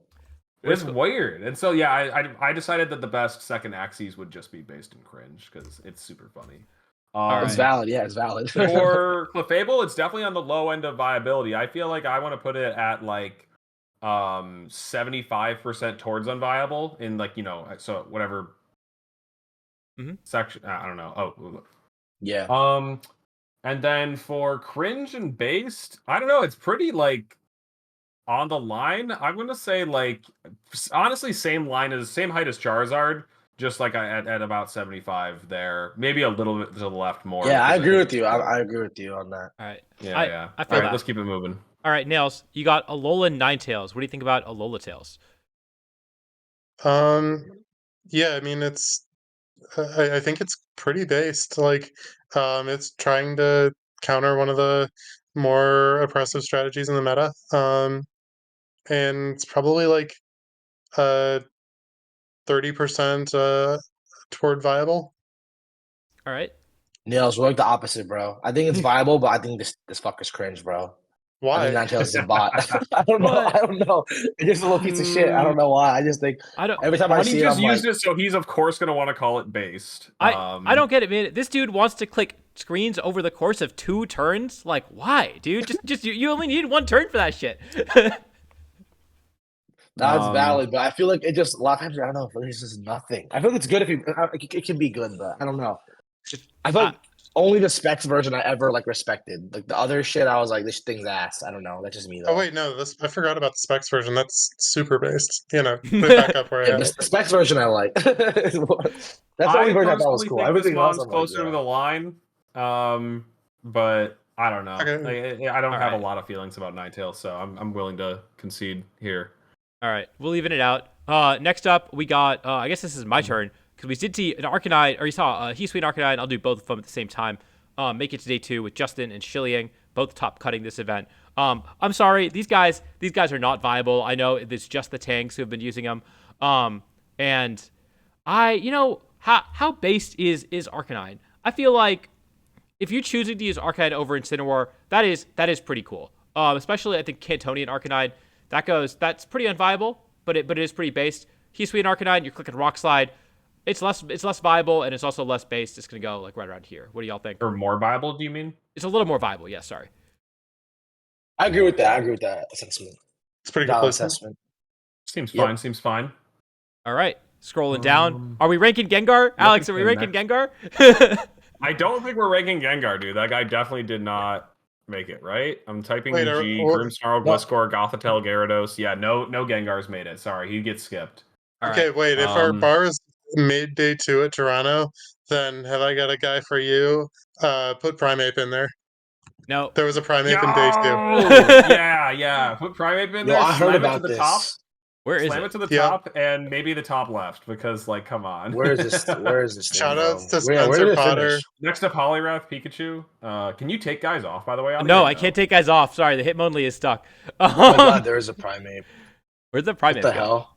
Eviolite Primeape? What the heck? Next to Anger Poliwrath, Point? Pikachu, Arbok, Blastoise, Yeah, Golduck. second row. There you go. All right, this guy's got to be based, right? It's Yeah, but super definitely great. not viable. So go ahead and put it next to Arcanine. It's like the very Great top on left. Clefairy. Yeah, left of Clefairy. Yeah. All right. And then since I accidentally dragged it out of here, Alex, you get Magmar. Okay. Oh, yeah. I was gonna say I think Weezing was coming up too, and we gotta get that one in there. For Magmar though, it's gotta be on like the heavy viable side, probably further past Ninetales. Maybe we could call it dead even in the viable section, yeah. Like no, like in the middle between viable and center. So like that, yes. And then for based and cringe, I don't know. I feel like the Mon's definitely still more based. It's fun that these guys have had follow me and stuff, but it's not like a creative pick. So I feel like I want to put it the like Charizard line. Like honestly, like just standing on the line. Like take the little figure there. Like he's just kind of standing. You know, like his feet. Put his feet on the line. All right. Yeah, all there right. we go. Yep. It's valid. It's valid. Yeah. All right. Next up, we got the two Weezing bros. We got Weezing and we got Galarian Weezing. We both seen a little bit You of play can this group them format. together, but only Galar made day 2 at this tournament. Just one. No, All no Weezings made 2. That was actually James Beck All right. at 8-3. Well, I can't remove it, so we're leaving it there. What do No, you that's think of about? course that's fine. Honestly, it could probably be grouped with it anyways. But What do you think, Nails? What do you think about Galarian Weezing? I think it's about as viable as Hisui Arcanine, and I don't have a great beat on whether it's based or cringe. Y'all have thoughts on this? It's just like kind of mid. So it's definitely it's definitely like not as it's low. It's more cringe than it is Arcanine, but I Yeah, don't know if it's cringe. Like it's like on the line or just under it. I think. I like yeah, that. I like that. It's a pretty and neutral Pokemon, right? It's Neutral ugly as SPF. shit. I'm gonna be real. That's the problem. Is it's ugly as shit, just like Magmar. All And right. Magmar's gangsta, bro. It looks like a clown. I'm sorry. I can't get that out of my head. Yeah, hey, I'm not mad at it. I'm not mad at it.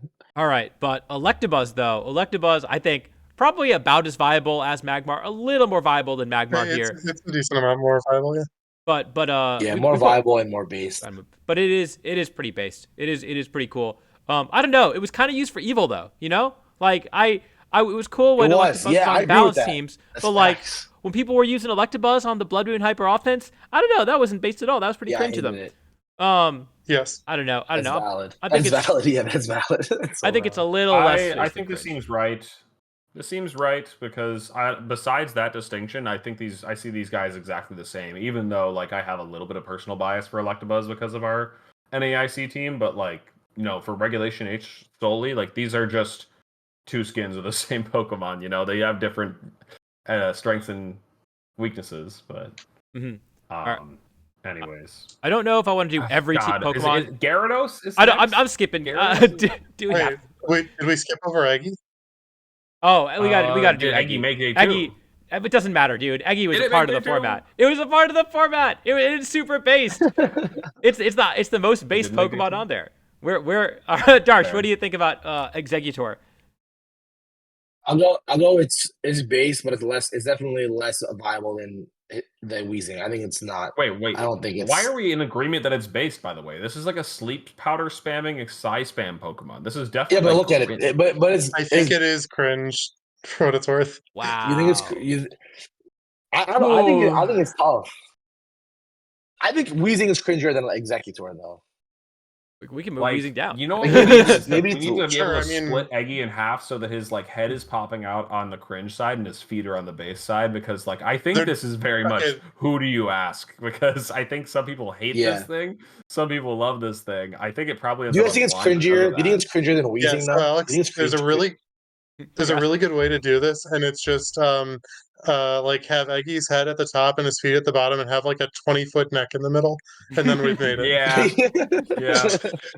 I think it is more cringe than Wheezing, but that's because I'm a Wheezing enjoyer. I don't think Wheezing is ever really that cringe. I kind of was silent on that one, but That's your guy, right? Because you had the whole Roaring Moon. I mean, I do sauce. love Wheezing. I do love it. Well, We'll leave Eggy split in the middle because we can't seem to agree on it. Yes. I think it's super cool. I think it was Absolutely. the coolest format innovation to come out of this format was that everyone was like, oh shit, Eggy Psy-Spam is actually the best Psy-Spam team. Now, Coolest is glazing, bro. You're glazing with It was Coolest. super- You're glazing hell, with Coolest, man? bro. I was like, this is just like one dude do well with it, and then it popped off the next regional, like it's still around, like it was super cool. All right. All right, so then to D-Knight, if you want to skip past Gyarados. I'm down to skip Gyarados and Tauros. I don't think those guys were. I mean, yeah, we're skipping some of the unviable What about guys. So Died Silas? as hell. let's focus on the viable ones, I guess. Who's up next? Was it Nails? You got D-Knight? Sure. Bottom right for that One guy. Fire Tauros did make Bottom it to right. day 2. Yeah, 100%. bottom right. Yeah. Yeah. I agree 100%. Cool. Crazy Wait, ass motherfucker. no. No, he's not actually that far down. He's like, he's all the way to the right on viability, or like No. only a smidge off the edge. But yeah, I think he's like D-Knight is halfway the to cringe. hero of the format. He should literally be top right corner. I just, please don't do this. You know, that is true. It is the Oh. only reason why Sneasler didn't hit 50% usage, is that people figured out Scale Shot D-Knight fucks it up. But Please, I mean, like, if you whatever you put in there, you have to know that I have it top right. it is. Darsh, how do you feel about it? I don't know. I feel like when it first started coming out, it was based like, oh, this is scale shot, yo, cool. But now it's like everyone and their moms runs it, and it's like, I don't know. I think if I had to realize, I think like just on the line or just barely under it for cringe. But that's just me though. I think it's viable as shit, obviously. But Like, I'm not a Dragon Knight is based anymore guy. I was a month ago. Now I'm sick of this fucker, and I used it. I think he's still. I think great. it was if like he's another step.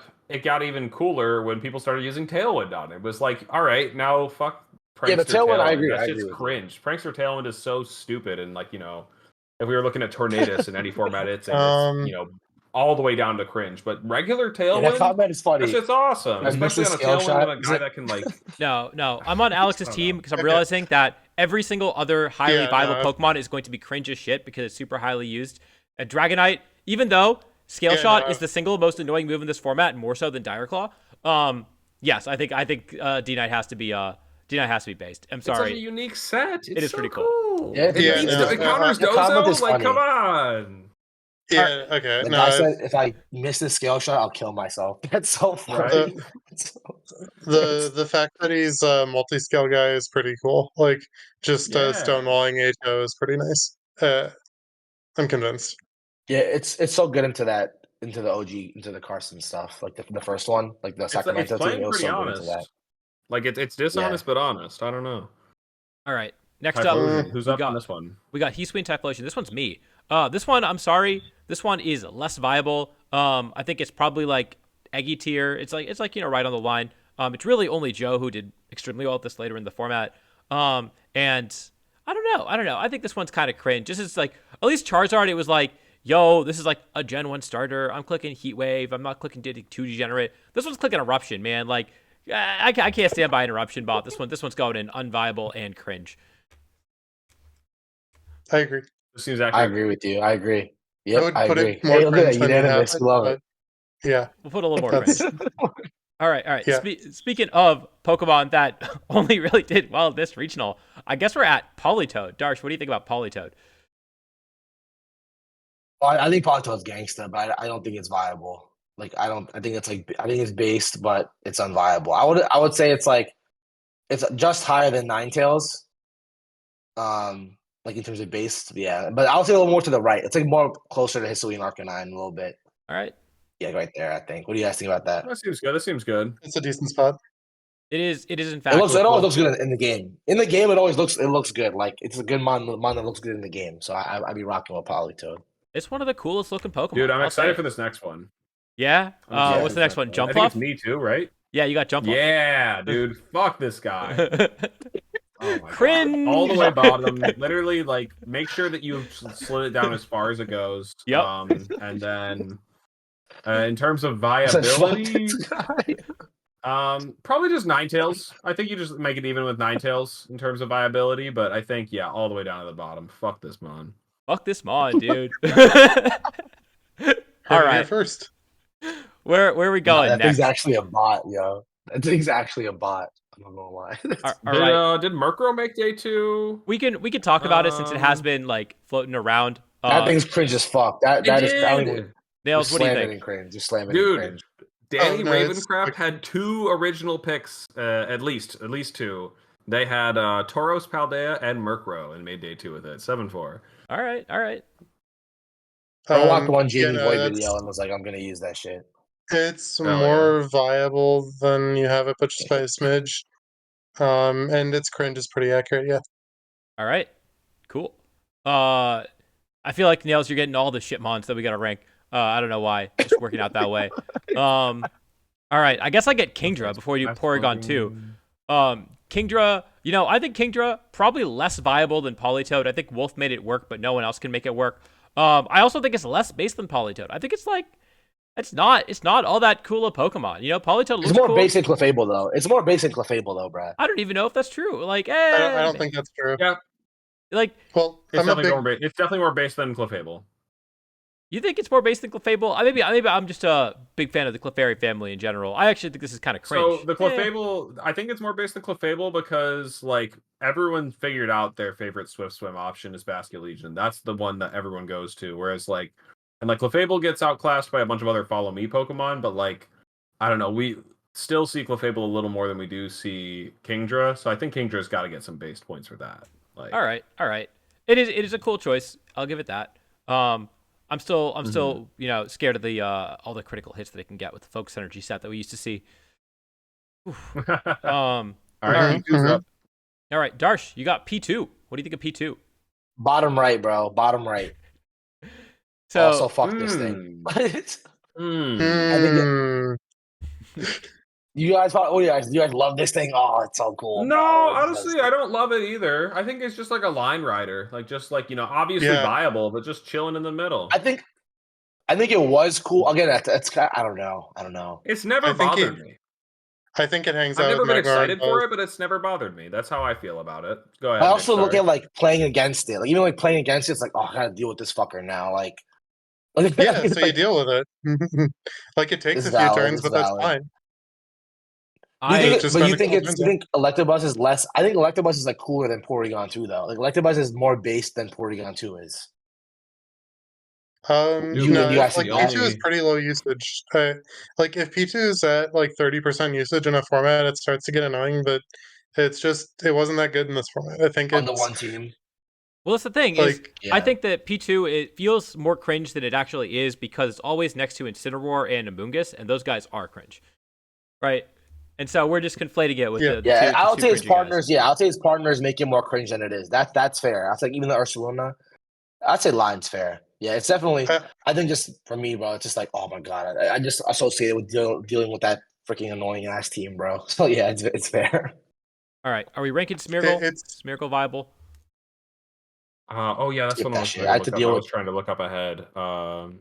Smeargle did make day 2. No, it just got championship points. Never mind. It did not make day 2. You can skip it. Unviable and cringe. That one's confirmed. I don't even need to think about that one. Yeah, I know that it's a pretty easy placement. So you can just yep. let me see who's up next. Is it T-Tar, I Tyranitar. I think think? it's Tyranitar. We capping off Gen 2 here with Tyranitar? Okay. And Alex, Who's you're with up. it? Is it? It's you, Alex. It's me? Okay, that's a good person to line up with it because I literally used it at the tournament. I think Tyranitar is pretty based because it's not like doing anything overly unfair. He's an old goat, always been good in VGC, and um so I feel like I want to put it like on the same level of based as Ninetales. And then in terms of viability, probably on the line, just like dead center. Like but like the same height as Ninetales, yeah. Just like right there. Like I don't know. It's not amazing, not terrible. Probably more viable than Charizard actually now that I think about But it. So that's what maybe I was just put gonna it say. I right was like, next it's more to viable than Charizard, right? It's like put it right next to barely Ninetales. more Just than right next to Charizard. Ninetales Yeah, to the left of it. I do think it's a little less Um, yeah, I based like than that. Ninetales, but I will give you I the agree. viability. that's fine. Yeah, it's like I think it's more. it's not like I a think it's crazy pick. yeah. Nah, Cool. that guy's been Cool. around forever. It's a little overdone. All right. Do we have any more Gen 2ers? No. I don't think any of the Gen No, 3 we're starters good. were any good. Pelipper. I remember that guy. That guy's been Pelipper. around. What do you think about Pelipper, Nick? I mean, it's more viable than I think it's more viable than Buzz and P2. Hmm. Like, Rain was really sick, and Yeah. um, like again, gonna have to go to the room on this one. Like, uh, I think it's pretty cringe. Just maybe it's just Archie that's cringe, but um, I don't I know. like Pelly. I think I'm a it's like little tired of I seeing think this it's guy at this point.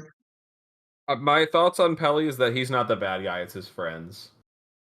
Okay, but he's I enabling think the it's like friend. Like, Porygon too. It's kind of I think I equivocate it just to like Porygon too. It's like the same. It's like the same kind of vibe. Like Yeah, it's the I think if it's the you your same friends, exact if your friends PTH are bad team. people and you enable your friends, does that make you a good person? Like, Oh Put boy. Porygon down, bro. Take uh, I'm gonna leave it. I think it's a little more base than cringe. I do think that like, yeah, I got tired of seeing it, but it is pretty cool that this like base 480 Pokemon or whatever it is, 420 Pokemon is like doing really It's well. so good, dude. It's actually so good. Dude, it lived like Right? I think I had like Reflect Up. It lived like a miracle seed. I was just Sash. It lived like a Terra Grass miracle seed, Grassy Glide plus the vacuum wave. I don't even know if I had Reflect Up. I'm gonna be real. And it lived that double up from Miracle Seed Rilla and the Blood Moon vacuum wave. And I was like, holy shit. With Sash, that thing is still that still ate that. Like the Miracle Seed, Terra Grass Glide, that was tough. That was tough. Yeah, it's got a I be physical rocking defense with now. Pelly, bro. Pelly's nice. Yeah, All Muddy right. Water also. I love Muddy Water. Next up, we got Breloom, unviable based. Breloom. We'll stick it up here. Unviable Yeah, base. just right there, right Yeah. there. Yeah. I'm not even gonna ask about that one. What else? I know there was a Hariyama in day 2, right? We had flush Was ins. there? I think so. I don't really feel the need to rank it, but I think it was there. Not really. It was there at top 64. Yeah, we'll skip it. Let's do Torkoal. Torkoal's like a real Pokemon. I think Torkoal is unbelievably cringe. I'm sorry, it's only ever used for evil. It's either being used on Hard Trick It and is. Psy Spam, or it's being used on these Agree. annoying ass Sun teams. However, Yep. it is viable as fuck. It is really good. It's going to be, I think, in between Magmar and Electabuzz here, but it is right next to. This its seems brother like the right Jumpluff. spot. This seems like the right Yeah, spot. I Yep. agree. That's funny. I agree. Yeah. Sorry, Brian. I see you, Torkoal, but your annoying. entire team is cringe. Torkoal, you're annoying gonna as see fuck. your team is gonna be a line right here, just so you know. Sorry, Brian. All right, what do we got next? What do we got could- next? You should have run a more base Hariyama, archetype. Altaria. Um, We are flying. Milo? through Gen Milo- 3. Milotic? Do you want to grab Milo or do you want to just pass on by? I don't know. We can So pass it. there were a few I saw Pokemon one, here. but we can pass it if we want. We saw some Gardevoir. We saw Slacking make day 2 in Europe. We saw a Milotic. I don't know. We could kind of skip those. pass it. Let's get to the Mence, the important Salamence. Pokemon. Salamence. That's Then it like a would have real to be Pokemon. Mence. Yeah. Did anyone Yeah. use I think Salamence Mence this is. I regional? think Mence is based. You think Mence is based? This All right. regional? I don't know. I think Um, Mence is based. I think Mence is based. Yeah. how There was a unviable is Milotic it? in cut for what it's worth. There was a Milo in cut. All Yep. right, we'll go back and rank Milo. Milo apparently is a part of the format now. Yeah, Luke Kroll. All right. I It's love cut- Milo in the reg with the ogre pond reg. I forget what all the numbers are, but that shit when I used the Peoria, that was really strong. I really liked it. All Good. right. Oh yeah, Milo got Anyway, finished but yeah, 24th. we're on Salamence 24th. right now. All right. Let's Yeah. let's do Mence first. What do you think about Mence? Where are we going to put in this? Said it's based. How based is it? Unviable. I think it's like probably like just a little bit more viable. I think it's than on the Fable, line. barely. Yeah. I Um, don't think he's really or- that cool. He's just a guy. He's got stats, so I it's think not it's like he's cooler than Hisui and Arc. Yeah. I think it's in between Arc and Clefable. So on line's fair. Line's fair if you want to go line. All right. All right. I think I agree with that. I think it's a cool Pokemon. It's cool to see use. It's a little outdated, but yeah, it's still around. But it is unviable. All right, let's do Milo because Milo is cut back-to-back regionals now. This guy's actually part of the format. Alex, what do you think about Milotic? I'm out for Milotic. Okay, hold on. First off, did this one cut, you're saying? Yeah, Luke Kroll. Cut. Finished lost the top 24th. 52. 24th. Let me go have a look. Yeah, sure enough. Okay. I will say that when I was talking about the Sand Team earlier, I didn't like get too into the weeds about like the conception of it, but it was inspired by that, other Sand Team that got top 4. We were just like, Milotic's ass. Like, let's just use Kilowattrel instead. Ass upgrading ass to ass, I guess. But but yeah, I do think the Mon is pretty bad, and so I definitely think it's not better than Typhlosion. And so like it probably needs to be left of like probably just to the left of Weezing or so. And in terms of based or cringe, like I don't think the Mon's actually that cool. It does, and you never feel cool using it, so it probably is just same height as Weezing. Just like right there. That seems fine. It's fair. Yeah, I think I agree with that. But it is a Dozo answer, which immediately gives us some points. I guess Weezing is too, kind of. All right. Yeah. We have any other? I think Metagross was the next. Well, Oh, yeah, is Metagross yeah. even? Is Metagross a skip? Dude, that's so sad. That's a skip. All right. Bro. That's Poor a skip, guy. bro. Metagross to skip. He's already on there. I put him But if on. he's I'm a skip, we sorry, put him in the bottom. Too late. but he is. Sorry. But he's. Well, cut- he wouldn't be. He would be in top left. Yeah, top left. Yeah. Um. because Okay. it's pretty cool. And then we get to Gen 4. Gen 4. All right. Let's see. What's the The first viable starters, Gen 4 mod? nothing. Garchomp. Gastrodon? There I was guess one bronze one I Gastrodon. saw in Europe. Did Uh, people? people did use There Gastro. was It caught Stuttgart. okay, sure. I'm sorry, we're I skipping think Rocket, we will Hariyama. I not see be that in rating chat. Blastoise. We're not doing Blastoise. And we're not doing Toxicroak, Jacob. I knew it was coming up. All right, wait. So who is? I've already forgotten the order. Is it Nick on Nails. Nails for Gastro? Gastrodon. Nails, I think. He's on the floor for cringe and hanging out like around Murkrow viability, I think. All right, that sounds about right. It's been around. I think Yeah. was it Huanfi who was really championing Gastrodon, who won a special event, second at a special event with it, right? So it's definitely part of the format, but As the only cringe. person to cut Worlds with Gastrodon this generation, I get the final say on how based or cringe it is, and it is extraordinarily cringe. All right. I don't think we're doing Bronzong. I don't think it has any it's the finishes. Chomp. Yo, wait, no, we got Drifblim. I forgot about Drifblim. That's my boy. It's been cutting regionals left and right, and by that I mean like once or twice. So based, super based. Anyone who uses Drifblim is super based. And I think it's probably Salamon's tier in terms of viability. But I am putting it Yeah, I on the agree. chart. I strongly It ain't disagree that. with It ain't Drifloon that as based. based.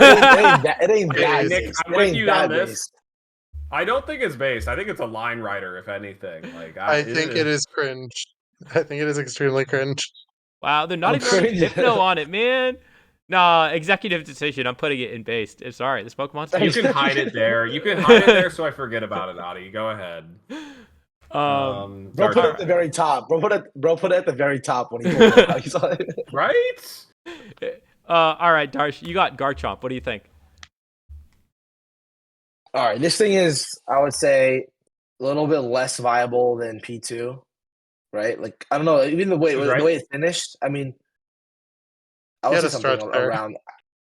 Yeah, he did. So I would say like around P. I'd say more than Magmar though, more viable than Magmar. And probably D Mhm. Knight level. I mean, I think it's cool. I think it's cooler than Ninetales. I think it's more based than Ninetales is. So I'm kind of like right there. All Maybe right. a little bit to the right, maybe something like that. Yeah. Yeah, I What do think you I guys that's think? personally have it at Charizard level of base. What do you think, Nick? I agree with that. I don't think it's a little cooler than Zard. Probably a little less cool than Tar. Y'all Okay, love that Ninetales. sounds I'm good. surprised, bro. I think Ninetales is so like not that based. I'm So I'm I not think coming that's why into it's bat for messing up my. Ninetales. That's Adi's pick, man. I'm just not fighting him on it. fine. You know what? We can move Ninetales down a little bit too, but I don't Yeah, know, that man. feels a lot better. That feels a lot better. All right. Fair enough. No, I think this is about right for Garchomp as well. In some past formats, he would have been more cringe when he was stronger, but Right. yeah, like in this format, he's just not quite good enough to get annoyed when you see it every time. All The right. Boma Snow, is that what you grabbed? Abomasto. Yeah, there are 2 in day 2. Okay. Yeah, it's been around.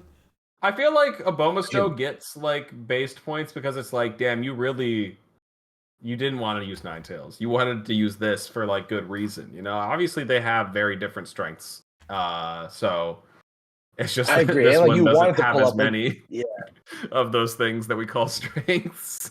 So yeah, facts. I think that yeah, definitely not viable. Yeah, this seems good. This seems good. I'm happy with that. Yeah. All right. Yeah, I like that exact. I like that too. Yeah. It's like I think that's a Pokemon where if the format kept going for a little longer, we might have seen a little more Abomasnow. That guy was doing surprisingly well going towards the Yeah, end. like one more, exactly Yeah. one more time. Yeah, like a little bit. I mean, I'd see some people. I would have considered replacing the Ninetales on my team with the Abomasnow. Is what I really mean to say. Oh, okay. Yeah. All right, moving on. We got to do Yanmegna. I know it didn't do anything at the end of this Wait. format, but Oh, okay. sorry, Nick. I You're thought getting you all the skipped a guy. Shitmons. Oh, did I skip a guy? Oh, yeah, Weavile. Weavile. Yeah, I thought Weavile might get grabbed. Not actually. All right. But Gliscor is probably a skip. You wanted. Oh wait, did I skip Gliscor too? No, we can skip Gliscor, please. All right. You know what? I'm dragging all 3 of these guys, and we'll talk about them one at a time. We got Gliscor, we got Yanmegna, and we got what's the other one? Weavile.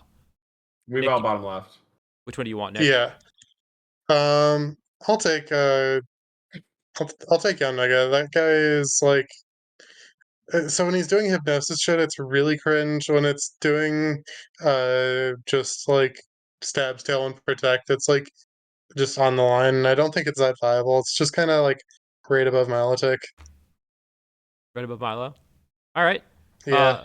I guess I will do Weavile I because think it's personally pretty. I think it's more based. I think it belongs at like a Boma Snow level of based. I think the mon's cool. Abomasnow level based. We'll split the difference. No, How the about that? fact Because I do think that it the is fact click that and it hit. has Hypno in its range just like chops up a ton of points for me. All right, we'll kind of put it in the middle. It's not quite as based as Abomasnow, but it's up there. I got Weavile. Weavile, maybe not the most viable Pokemon out here. Only really I think I had one, maybe 2 day 2s in this entire format. So probably one of the more unviable Pokemon on this list. But does have a cool toolkit. It's a faster fake out than Sneasler, which is really relevant when Sneasler was everywhere. And it is pretty based. I think it's pretty based. I think it's pretty cool. You know what? We'll do you guys a favor and we'll put it right in the Drifloon category with all of my favorite Pokemon. What used to day 2? My boy Pranav used it to make day 2 at Sacramento Regionals. Yeah, there were a couple. All right, Gliscor. Darsh, what do you think about Gliscor? Put that shit in a little clusterfuck too, bro. Just throw it over there, bro. All the like, Gen 4 Pokemon. Yeah, it's over there. It's over there, bro. Like it's like same exact vibe of all of those other guys. All right. Shout outs to Delayed. Gallade. All right, yeah. We just put it next to Torkoal. Is that right? What do you think, Alex? Rough. I think it goes on probably like just literally the line in terms of viability. Mm-hmm. And then in terms of like based and cringe, I'm willing to give it like only 60 towards cringe. Like that. That's personally what I'm thinking. I think it's a cool mon, but he hangs around bad Pokemon, and so I'm sorry, Gallade. Yeah, on that team, it's just like your own fault yeah, a I little agree. bit. Yeah, I'm with that. It is probably the least cringe Pokemon on the Psy Spam teams. It probably gets a bad rap from his friends, but yeah, I get. That's what I'm saying. That's what I'm saying. Like the ability is whack. Like it just does more damage. Like that's so boring. Just do something cool. I love that Gallade got a serious buff. That part's hype. It needed it. Yeah, like don't get me the wrong, type of but teams that it's on is goodbye all the Rotoms. All right, but it's just the most boring type of buff. It's just numbers. Didn't make a cut. We can do a Hammerot. For Exca, or you want to put Hammer? Okay. Hammerot's worth putting on here. I guess Alex, you get to talk about Hammerot. Oh, okay. Didn't I do Glade? Oh, sorry, Nick, you get to talk about Hammerot. I don't know anything about this guy. All right, I'll talk about Hammerot. So, thing about Hammerot is that it's really cool in theory in terrain because it beats Basket Legion and beats Archaludon and beats benefits from the Rain Boost from Pelipper. Until you run any damage calcs at all, and you realize he doesn't do any of those things. It's really sad. Yeah, I was like, what are you talking about, bro? I was like, what are you talking about? Except apparently Edu decided it was good, and so he kept using it, and he did really well with it at a couple tournaments, I think. And so I think it is very, very unviable. I think it's one of the worst Pokemon to do well this format. But I do think it is pretty cool. I do think it's cool to see this guy being used. Putting it in the blob right above Kingdra, because I think this mon is actually. It's the bridge. It's the bridge. Where were we at? We had an actual Gen Pokemon. 5. Excadrill. That's the one. Now. It was Excadrill. We were by Excadrill, yeah. Yeah. All right, Nick. What do you think about Excadrill? We skipped you. Like he just goes fast and hits kind of hard. I'm not really here for it. It's just another weather attacker. I think he's pretty cringe, and he's definitely less viable than T-Tar. I think he's probably around like a little bit toward the middle from Typhlosion. Y'all, do we think Exca's cringe? I don't think Exca's cringe, man. I do. I think it's like on the line. Like, I don't think it's cool. I'm objective on this. I thought I was small. He just goes faster than you and tries to Darsh, go ahead. No, I was just saying, once I realized Excadrill was small, all its aura was lost. It's always gonna be cringe. That's why I figured He's out it was a so little shitlon, small. bro. Why are you It, so small? he's just a mole. Like Actually, though, It's a it's a little when I first more. saw it in that gym battle, though, bro, I thought that thing was a gang. I thought it was like this like 6 foot sick looking mega ball thing. That's a little shitter. It's like, yo, this thing is like it's not based at all. It's like on the line or below it. Okay, we'll put it a little cringe, but I did cut my first regional with Excadrill, so I am a little biased towards it. Seeing it below Eggy is it, a crime, dude. I'll, This is so crazy. but I just, you know what? Just go, move on. Just move on. It's I fine. think I think Not I think everything's gonna be Darsh perfect. I think Darsh thought Excadrill was bigger because he would always see it Dynamax. I think really is what it was. Uh, just has That's funny. That is funny. Whims is it then? I think it's Whims. yeah, I guess it's Whimsy. All right, Darsh, you get to talk about Whimsy. I think it's actually pretty based. Not as based as like I think it's like kind of like Magmar level, maybe like a little bit like Magmar Pelipper level of base. And I would say it's like more viable than Charizard, but not as viable as like Ninetales Tyranitar. Maybe like somewhere over there, yeah. All right, I saw some What do you people guys making think? You faces. used them on at the tournament. Do you think it's based or cringe? I think it's super cringe. Like pranksters just in Right? general have a super cringe ability. Then it's also doing the beat up mind games. The am I gonna tell him? Am I gonna like hit my guy in rage fist? Uh, you can't protect on me because you get encored.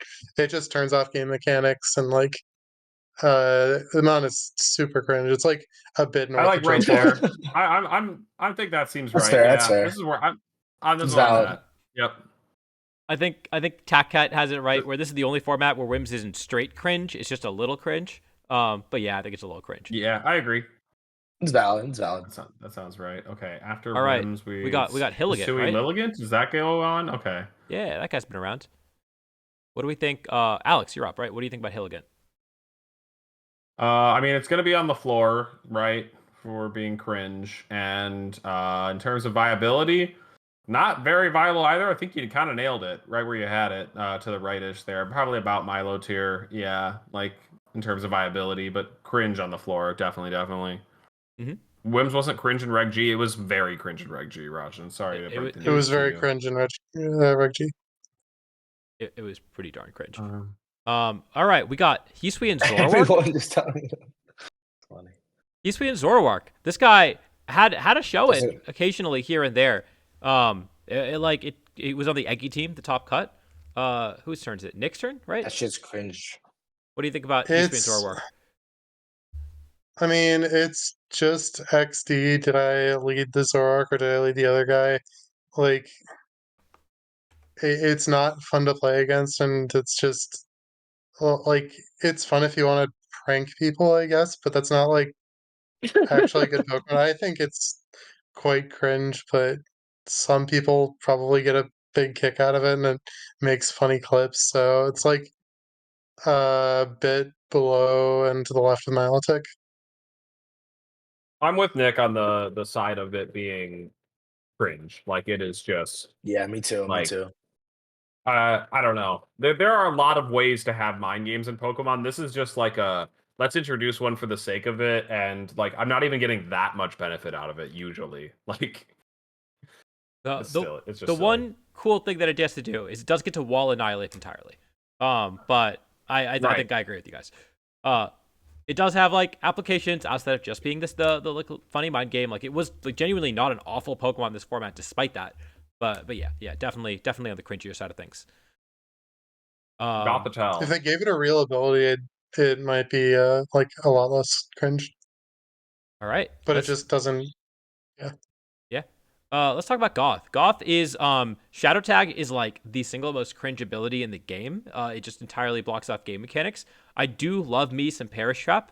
As y'all know, Alex, I'm Right. sure, appreciates Perish Trap as well. But objectively speaking, Gothitelle does make the format less fun.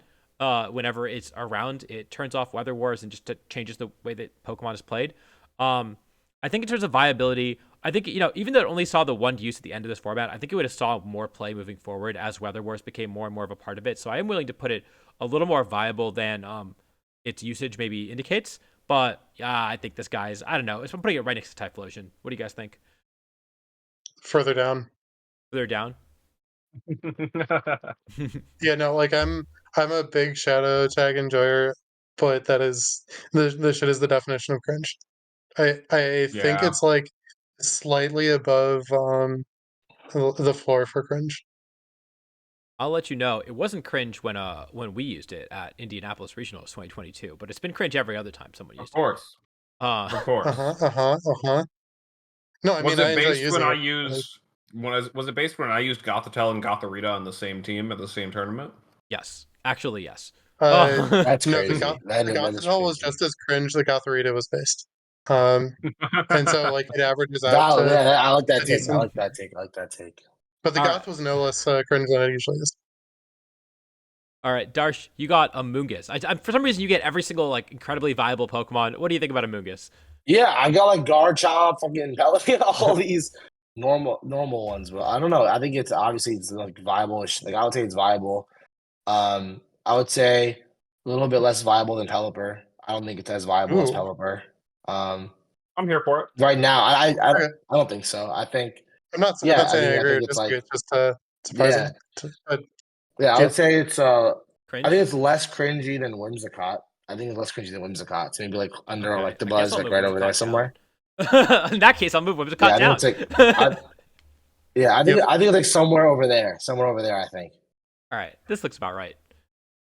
We got any disagreements about that placement? Looks quite good. No, the way that Wims limits the format is relatively cringe, I guess, even though I don't mind the Pokemon that much. So, all right, I don't think I need to Let's do see. Chandelure. Was there a Haxorus in day two? Um, no, there wasn't. There was a There I Haxorus. think I was. remember No, it Colin was five talking Oh, three. about no, Haxorus. wait, no. It was You're right. 5-3, so we get to skip You're that guy. There was a Mienshao in day two. And in top cut, Anthony, then one seed after Swiss, I think, had a Mienshao on the team. Anthony something. He went 10-1. Yeah. Alex, what's your thoughts on Mienshao? I get the Shao. It's definitely on the other half of the viable, unviable side. I want to put it like same height or same spot as Zoro, I guess. And then in terms of cringe viable or cringe based, yeah, I don't know. I And feel then like you maybe play it just against him. belongs in Blob City. Does it just go in Blob It's City? put it in the blob. Yeah, yeah. Put it All in the right. blob, bro. I think Put it it's in the lower in the bottom of the blob, though. Put blob. it lower in the blob. Yeah, I Yeah, was I thinking the think same it's thing, like bro. close to the Bottom of the line. blob. All right. Yeah, I'm here for And it. did any of you play against him or no? Against Loner again? Did you guys play against him or I no? did not. I I did not. didn't. I Also, didn't either. Yeah, I was curious Mm, if you guys played it. we got some more Pokemon in this generation. So let's see. I think Mandibuzz wasn't used. Hydreigon was used. Got Hydreigon. And we got Volcarona and you can grab Delphox. both. Yeah. I'll grab those guys. All right. So we got who is it? Was it Nails? You were up. Which one of these guys do you want to talk about? I'll take Hydreigon. I cut a tour with him. He's like below Magmar viability, like kind of Ninetales viability, and just like a bit above the line. All Yeah, right. I like it. Like he's just a guy. He All if right. he was 30% usage, he'd be annoying, but he wasn't. He was just like fringe viable, so he's whatever. Like he's a little cool, but he's still not terribly cool. He's just a 600 I think we're BSTA gonna guy. find a lot of picks in the recent gens because recent gens obviously printed some good Pokemon. So let's Yeah. we'll try to speed it up here a little bit, Adi, because I know that we're coming up on time. Don't want to keep our guest trap too long. So let's throw it up to you, Adi, with Volt, right? All or right. I guess whichever one. I'll do Volk. This guy is viable. It's got two different sets, which is really cool. We saw the support set do really well this week with Chuppa and Carson and Marcus. We saw the setup set do really well with Terra Fairy. And I also think that it's more based than cringe. I don't think it's super cool by any means, but Yeah. I think it's like right around here, right? It's more it's around That looks Magmar good. viability. Yeah, that's pretty valid. All right, and Darsh, you Yeah, got I like it. Delphox. Then what do you think about Delphox? This fucker's cringe as fuck. I'm gonna be honest, bro. Yeah, put that shit by the Hisuian Lilligant. Those things can like Yeah, fuck each other for all I care. probably to the right of it. I on definitely top of think each it's other, more bro. viable. Yeah, it is. It is. The Lilligant's ass now. Yeah, I thought it was cool to see Seems it pretty do good. well at the start of the format. It just never has ever seen play before, but I think Armory is just better right now too. I think you got to get Talon and Viv. Grab Talon and Yep. Viv there. How much for a Talonflame? Yeah, and then Viv. All right, Alex, you want to start talking about Talonflame? Yeah, sure. So Talon kind of goes back to the like cringe prankster Talon type vibes. Obviously, it's not actually prankster, but I do think that it probably goes on the lower side, but not terribly low because it's not like that broken of a Pokemon. Like you do feel a little bit of comfort in fighting a Talonflame because it is ultimately a Talonflame. And so that's probably the right amount of fringe based for it, and then viability. I think it maybe it just whimsicott. Like they do. They're different flavors of the same thing. They can just Yeah, be right yeah. there. I think it goes to the. It's more viable than Yeah, whim. So I it's more guess viable than Cod by like a decent yeah, margin. I think it's more viable than Hydreigon too. it's more Sure. viable than Hydreigon. Probably Yeah, less I than agree. bulk. I So right agree. there. That seems good. All right. You All don't right, think Nick, Hydreigon to is you and more Viv. should be? You think Yeah, Hydreigon should be Viv. moved to the left? Like Ninetales is kind of more viable than Hydreigon, right? Yeah, It's sure. about the That same. seems right. We'll leave it about the Yeah. same. Like Vivian, the fast spore stuff is like pretty cringe. Right. But it's like hasn't really been terribly viable in the past, so it like gets a bit more cool points. Um, Yep. I think it's like a bit. I think it's more It's like bait. Yeah. I think it's between like Eggy and Excadrill. Between Eggy and It's Excadrill. just like Yeah. Okay. I thought the exact same thing. Yeah. Exact same thing. I thought too. All right, I feel that. it's just Mm-hmm. That seems To about make it a right. little less blob, you can move it to the right and say it's a little more viable than those two, because I think it yeah. is. I don't Yeah. It know, is. Yeah. man. Excadrill won a regional. You're right. It was That a you are. European regional, so like it Okay, only kind of so counts, but it did win a regional. we're in Gen 6. So are we talking about Klefki? Klefki was So around, right? the Yeah. Sylveon. No, Sylveon I'm was just gonna really pull some yeah, out. I guess you grab the Klefki. keys. That's it, right? There's Keys no and Ensign. That's a yeah. and then Hisui Prim. If you want to Decidueye. grab a third one. All right. Sorry, his East-Wind Decidueye does not make the cut. I did nothing. Okay. Where'd Right. I put Klefki? Here it is. Is this me? Am I on Klefki? Yeah. Okay. Let's go for it. Klefki is less. It's I don't know. It's like kind of neutral. I don't really feel strongly about it either way, based or cringe. And as far as viability, I feel like it just got so much competition as a screen setter with some of the other competition. So I think it's probably about. I think it's honestly like almost smack dab in the middle. I have very few feelings about Klefki, all things considered. I'm down to put it like almost right in the middle, slightly more unviable than viable. I think it's a bit That more seems base good. than you're giving it. But No, I was gonna say I think it's a bit more cringe than he's giving it. So we cancel each other out, Nick. I'm sorry. okay, sure. Yeah, I was gonna say I also it's guess like he's a right on the prankster line. too, So Slimmer, but that's funny. also it's like the most honest of them. So Yeah. Yeah, it doesn't feel as much of an asshole when it thunder waves you, or if it's like, or exactly. then it when All Grinshaw right. does We got it. Darsh up for another really spicy one. You get Yeah, fuck Ensign. this, bro. Yeah, I'm curious what you guys think on this thing. This I would think obviously it's viable. I think it's like but next to Amoonguss, wherever it is Amoonguss is, like put it right next to it. It's like maybe a little bit more base than Amoonguss, but like not by much. All Like right. I still think it's not based. I still think it's like yeah, maybe somewhere over there. Yeah. It I is agree like with that. the most viable That seems Pokemon in the good. format. But yeah, it's definitely a little Yep. cringy. All In right. fact, I almost feel like we got to move After Amoonguss down. Ensigns, we're at starters. Yep. Oh, I guess there's Prim. There's Prim. I guess yeah, Prim's around. Prim's been chilling. How many? It's on the right side. Then the next is like Mimikyu. Yeah. Nah, nobody's using it. Unfortunately, I think Skip that's that bitch. unranked. Yeah, skip Mimikyu. Skip that thing, bro. Serena, Comfey. Okay, then Wow. Komodo. That one's up okay, there. then it's literally Rillaboom. just Como and Rillaboom. Yeah. All right. So we got Prim. Where'd these guys go? Oh, there they are. Prim. Adi, I think they go Komodo. where they were relatively left or right at the very bottom. I think so. Yeah. All right. So Yeah, Alex, you're up first. Who do you want to talk about? I'll grab the boring one this time, so I'll take Rillaboom. All right. And so for viability, let's say that it's at the same as like Pelipper, probably. In terms of based or cringe, I think that if you make this a different level than Ensign, you're capping. Like I think that they are just like two sides of the same coin. Obviously, they do different things, but I think that seems right there. Yeah. No, it Yeah, I is agree. side spam, so it's a bit less cringe, but only a bit. Yeah, I agree. It's like, yeah, just barely less. He's Yeah, kind of like yeah, anti-cringe is the thing that Rillaboom gets points for, so Yeah. I'll give him that. yeah. Agree. All right. And Nails, you want to do Prim or Komodo? I'll take Prim. That guy is like pretty. It's like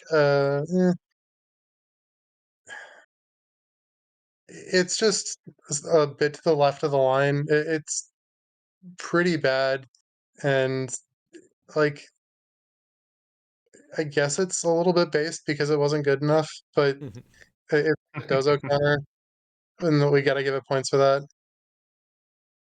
All right. If anyone else feels strongly about it, I'll can just weigh say it in. was exciting to start with. It got less exciting as time went on, and then we felt a bit more animosity towards it. But I think overall, a format where Prim is viable is somewhat unique. It hasn't had a lot of chances in the sun in the past, so Yeah, probably because it's a water Yeah, type. that seems fine.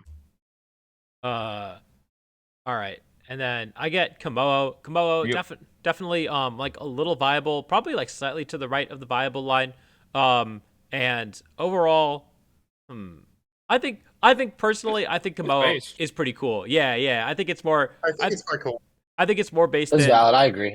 I think it's more based than Charizard. I think it's actually probably more based than anything except for maybe Dragonite. I think it's up here. It's like a Yeah. dope mod. I'm gonna be like right on the line, but I do Yeah. think it's pretty based. Yeah, Yeah, I like that's it. where I would Valid. put it. Okay, Yeah. what's next then? Going down. All right. We're in Gen You said we were skipping 7? Mimikyu. So we got We're in Corviknight. Gen 8. Electricity, I think, also is a skip. So we got What'd you get? Corvi. Orv, Corvi's around. Oh, okay.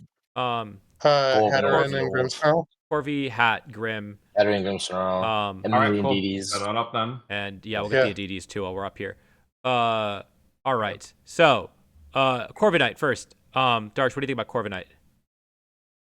Yeah, I would say it's like kind of by like where Whimsicott is, kind of like in terms of viability. I feel like people have used it pretty. I don't know. I don't think it's unviable. I would say it's like in a line of like viable, unviable. It's like, Mhm. and then I think Corviknight could honestly be like right in the fucking middle. I'm gonna be real. Like that feels like Corviknight, like right there. I don't know what you guys think, but Kind of does. Kind of does. it feels Yeah. like right in the middle. It's I don't never think it actually feels a more Pokemon to viable use, than the but things, but based in cringe. Like, you feels never think right. it's shit, and you never think it's great, and you never think it's corny, but you never think it's awesome. It's like right. I don't know. Just Corviknight. Mhm. I It's agree. slightly more based in cringe generally, but still, yeah, over there is good. Good spot. Yeah. I'm with it. All right, Alex, you get your pick of the next 4. What do you want out of the Indeedis, Hatterene, and Ooh. Grim? Give me a DD Mail. I think they will be separate. So, Indeedee Mail gonna go on the. That seems right for viability, and then for cringe, give me like a little bit above Torkoal. I think the mod's relatively good, like right there. Yeah. All right. I'm willing to put it a little higher than that too, but I respect it. I think it goes a little lower than that. All right, we'll leave it as it. Cancels you out. Get owned. Yeah, I thought Indeedee Sneasler was one of the cooler things to come out of this format as well. Maybe because I was on it right at the beginning and then everyone else picked it up. It was fun for a while it lasted. Nails. Yeah, so I guess I get Hatteran, and that's like a little bit to the left of Jumpluff. All right. Yeah, It's valid. no complaints there. I'm willing to put it a little above Fine. Jumpluff too. But yeah, no, it's just pretty cringe. Yeah, I Why? think it's a good It's just spot. the Trick Room setter that you can't taunt. Like, that's not cool, and it's an expanding force spammer, and like, Yeah, but like you know what it's gonna do. like Jumpluff is like what are its redeeming It's qualities? That's every fair. size spam mod is just cringe. Like, Okay. Like look at Gallade, fucking all of them. But Indeedee Male though. Indeedee Male is unviable, but I think it's kind of cringe too. I do like this. Sorry, Indeedee Female. I do kind of like this Pokemon. I think it's but cringe too. I think bro. I think it's less cringe if you use it outside of side spam, but no one was using it outside of side spam. It's because it's ass outside of side spam, bro. Yeah. it All right. wasn't that bad, but yeah, like, I do think it's less cringe than a lot of the other guys, but I Like, think this is a yeah. crazy take on its viability. It probably should be like on Also, the line. Like, is it less viable than Gallade? Absolutely not. So put it on the same spot as yeah, Charizard, in my Oh, opinion. I see. Sure, sure. Yes, yeah, yeah. I agree. I All right. agree. I think it's on the midpoint between Gallade and Hatterene. Sure. Yep. Yeah. Yeah. All right, Agree. Darsh, and I left Agree. you with Grimmsnarl because I know you just came off using The Grimmsnarl. goat, the fucking goat. I know. Dale's gonna be like bottom cringe, bottom cringe. I think it's. I'm biased as fuck. Put that shit at the top, but no, obviously, maybe uh, realistically though, I'll say it's like. I think it's viable. I actually think it's really good personally, especially when there's no Urshifu and stuff. I think it's a better screen setter than Ninetales personally, but I guess y'all can say weather and whatnot. But I think the prankster, I think foul play is also. I'll say a little bit. I'll say less viable than Ninetales. I'll try to be objective. A Mhm. little bit less, like in between T-Tar and Ninetales. I think is like where I think it is, like around there. All right, and do you think it's And base then or cringe? I'll put it my base level. I mean, I'm biased as fuck. So I'm putting that shit at the top, but y'all can move it down whatever you guys think it is. Nick, how hard are we hitting him with this? Because He's the it's going goat. below the He's the line. It has goat. to go It's- below the He's the line. fucking I goat. think it's like I think it's just a bit below Hydreigon. I don't think it committed some crimes last gen. I don't think it's that obnoxious this gen. Yeah, and Yeah. Dynamax, it was the madness, bro. Just underway the Dynamax fun. All right. Yeah.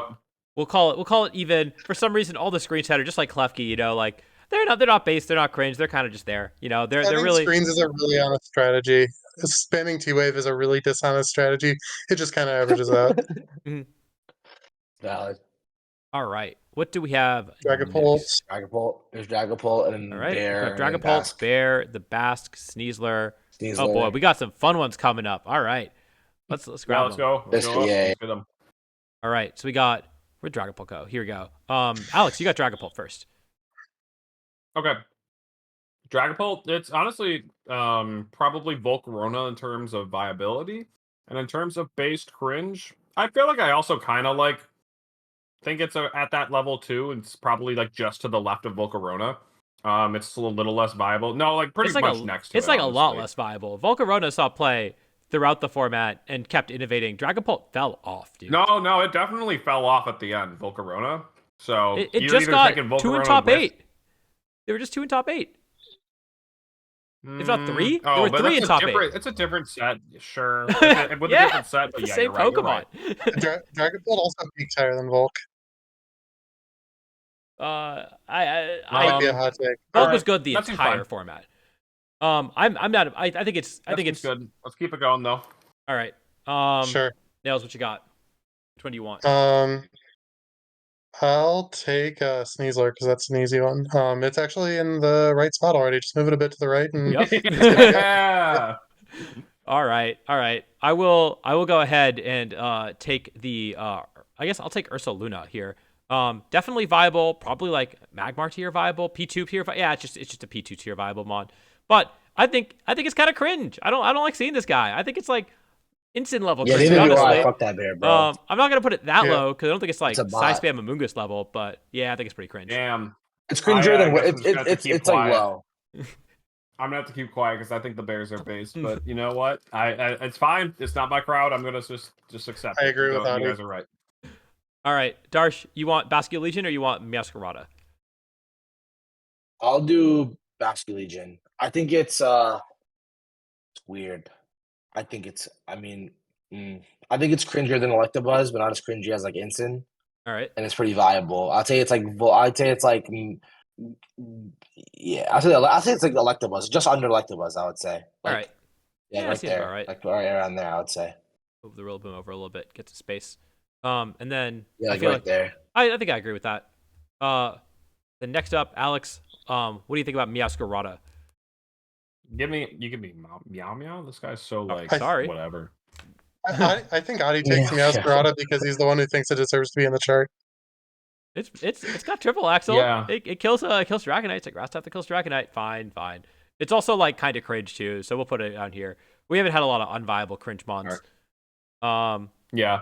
I was just kind of grabbing mons as we went. But I'm willing to skip Quackable. We did do Meowscarada. Do Palmot? Mousehold. Mousehold's a good one. Skipping Mouse. Arboliva, skipping Armarouge. Garganacl, Arma, Ceruledge was Armra. around, Kilowattrel was around, Toad Scroll was Yeah. around. Spothor made day 2, but I'm willing to All skip right, that's it. probably good. Let's go. Let's Yeah, go. bro, just Okay. I'm just grabbing them. I gotta keep. You gotta. I'm the one who's scrolling. No, You no, guys you're don't have good. to worry about the scroll. All Yeah. That's true. This is right. true. Okay. So, Rouge is a bit to the right of Jump Bluff.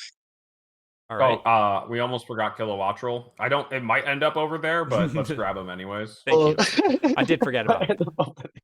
I think Armor Rogue is actually probably less viable than Jump Bluff, but I think it is also the same level of cringe. Sure. I Jump think it's Bluff's the DD I don't level think of it's as cringe. cringy, right? I Maybe think it's it's maybe it's I think cringy, it's a yeah. bit off the line, but yeah. all right. Yeah, Just that's what I was barely. thinking. Yeah, exactly. All right. I'm next, I think. I will take Toad Scroll. Toad Scroll, unbelievably based. Such a fucking cool Pokemon. It's one of the funniest Pokemon to walk around in. Sadly, it is pretty unviable, but I do think this Pokemon is. Seeing this Pokemon do well was one of my favorite moments of this format. Wait, you That think was the cool, fastest yeah. Pokemon is based? Yeah, it just looks funny, dude. It's just like a funny looking dude. That's basically all. All my base Pokemon are That just funny man's looking I don't think dudes. Velocity. It's I'll amusing take how that, like but 3 of maybe, Wolf's like, signature yeah. Pokemon are like kind of in a section right there, like all pretty close to each other. Yanmega, Politoed, and Toedscruel. Yeah, facts. This is the I wolf would say it's a section. little bit less based than that, but All it's right. like around there. Yeah, put it in It's the a wolf fast This is section. the tour wolf guide. tier. That's cringe. Nah. The Accent Spring stuff was kind of cool though. All right. Darsh, who are you taking? Got these 3. Who's You want okay, let's Mouthful, go don't with, you? yeah, it's not go. It's not fucking go. Yeah, I mean, I think it's definitely viable. I think it's like, I think there's 2 versions of it that are. I mean, I think the Pop Bomb version not as good, but I mean, didn't Angelo just fucking cook with that shit? Mhm. Based, So by the I way. would say it's like, yeah, I think it's based. I think it's like, I personally again think it's more based than Ninetales, but y'all love Ninetales. I would say it's like on that guard chop Ninetales T-Tar line, just a little bit. Like, oh yeah, I think it and Ninetales are very similar in terms of like viability. Like, yeah, I would say around there. I like that. Okay. All right, Alex. You want Um, what's up, Nels? Kilowattrel then. just earlier in the give me gen, it would have Kilowattrel. been super. Mouthful was super cringe earlier in the gen, but yeah, I agree with The that. Pop Bomb. Right now it's Yeah. pretty fun. Right now it's pretty fun. With the just the mouse shape bullshit. Mhm. But yeah, Yeah. go Oh, ahead. it's Val. Yeah, Go- yeah, go yeah, for yeah. Val. Facts. All Okay. right, Alex. So Kilowattrel. I think it's probably gonna end up being on the cringe side and on the unviable side. Let's go Kilowattrel. I will give it. You know what? Yeah, you're in the right territory. Let's just like have it hanging out between Wheezing and Melodic and just below them. All right. Yeah, right there. Yeah, valid. All right, Nails. You got Sour Ledge. Okay, What do you think? Sarah Shoot. I have no thoughts on this guy's viability. Fine. It's probably like I'll do it. This dude probably a little underrated. I think it was a cool Pokemon to play with over the course of this format. Definitely less viable than viable. I think it's on the Primarina line. But as for how based it does look like an Edgelord, which it does make it kind of cringe. But on the other hand, it was really fun to play, so that's kind of based, and it's like a very fair Pokemon, all things considered. I'm willing to put it a Right there is little good. over Primarina. yeah, No, I it's a don't base mind that. guy. That's Yeah. yeah, I Alright. agree with that. Okay, And you that- skip past Tinkaton. Are we do doing? we Are we grab doing? Palafin? I'm I not don't getting see. We it. got to grab Palafin. All right. We got Flamigo. Was Not cool. Worm. He's not seeing play. Dozo, Tats, Tots. and then we'll come back for the rest. Giraffe. Okay, sure. Yeah. We'll come back for the rest. But so we got Annihilate, Palafin, Dozo, Tats, Gozo Tots. um, Flamigo. Flamigo. Yep. All right. Yeah, Flamingos over there on like astronaut. And Nick, Yep. you get your first choice. Okay. Doze is in the right spot already. Moving down a bit. All right. It's not that viable though. It's like pretty yeah, I guess it viable. isn't. like It's right like hanging It's out to with the left of Sparkle. Talonflame. It's to the left of Talonflame in terms of Yeah, viability. sure.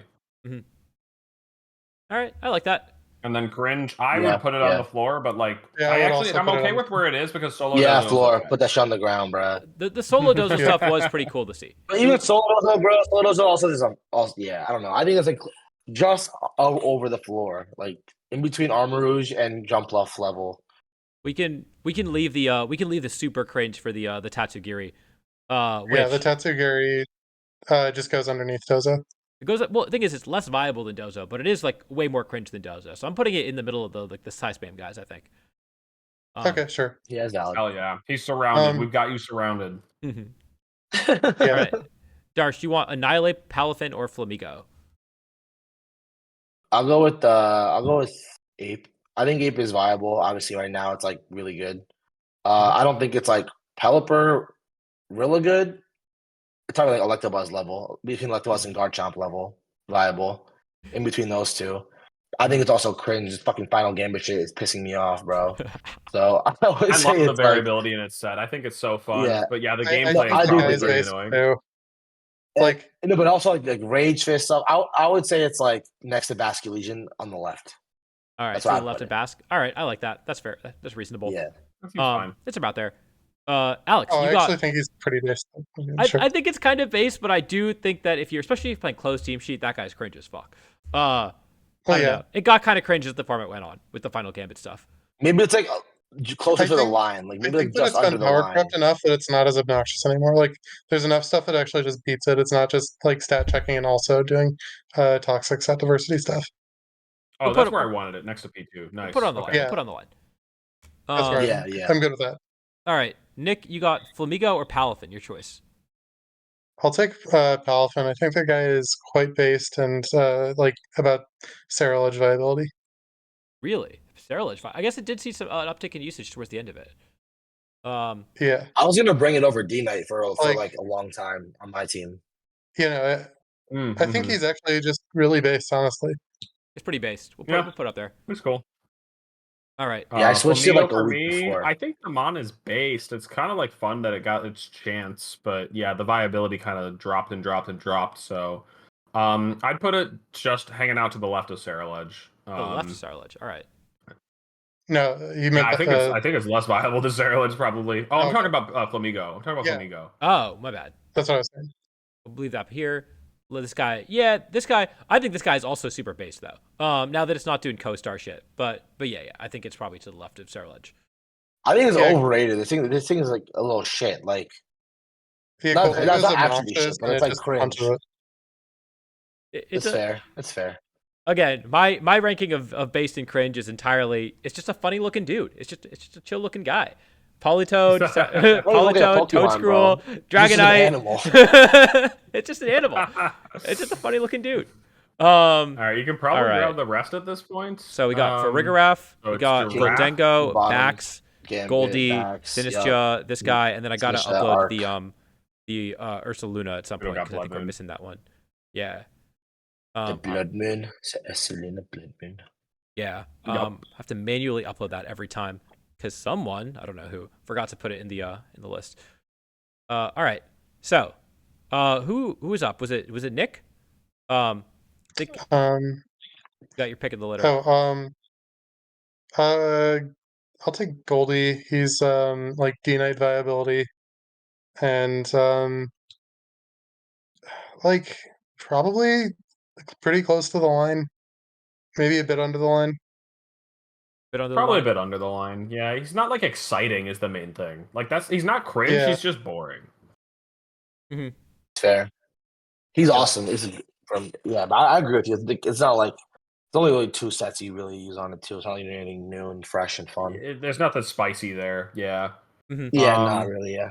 We just power up I'm the gonna maker jump. and then I'm we gonna go. jump out of order. I just want to grab Sinistra because I think Sinistra's is incredibly based, and Yes.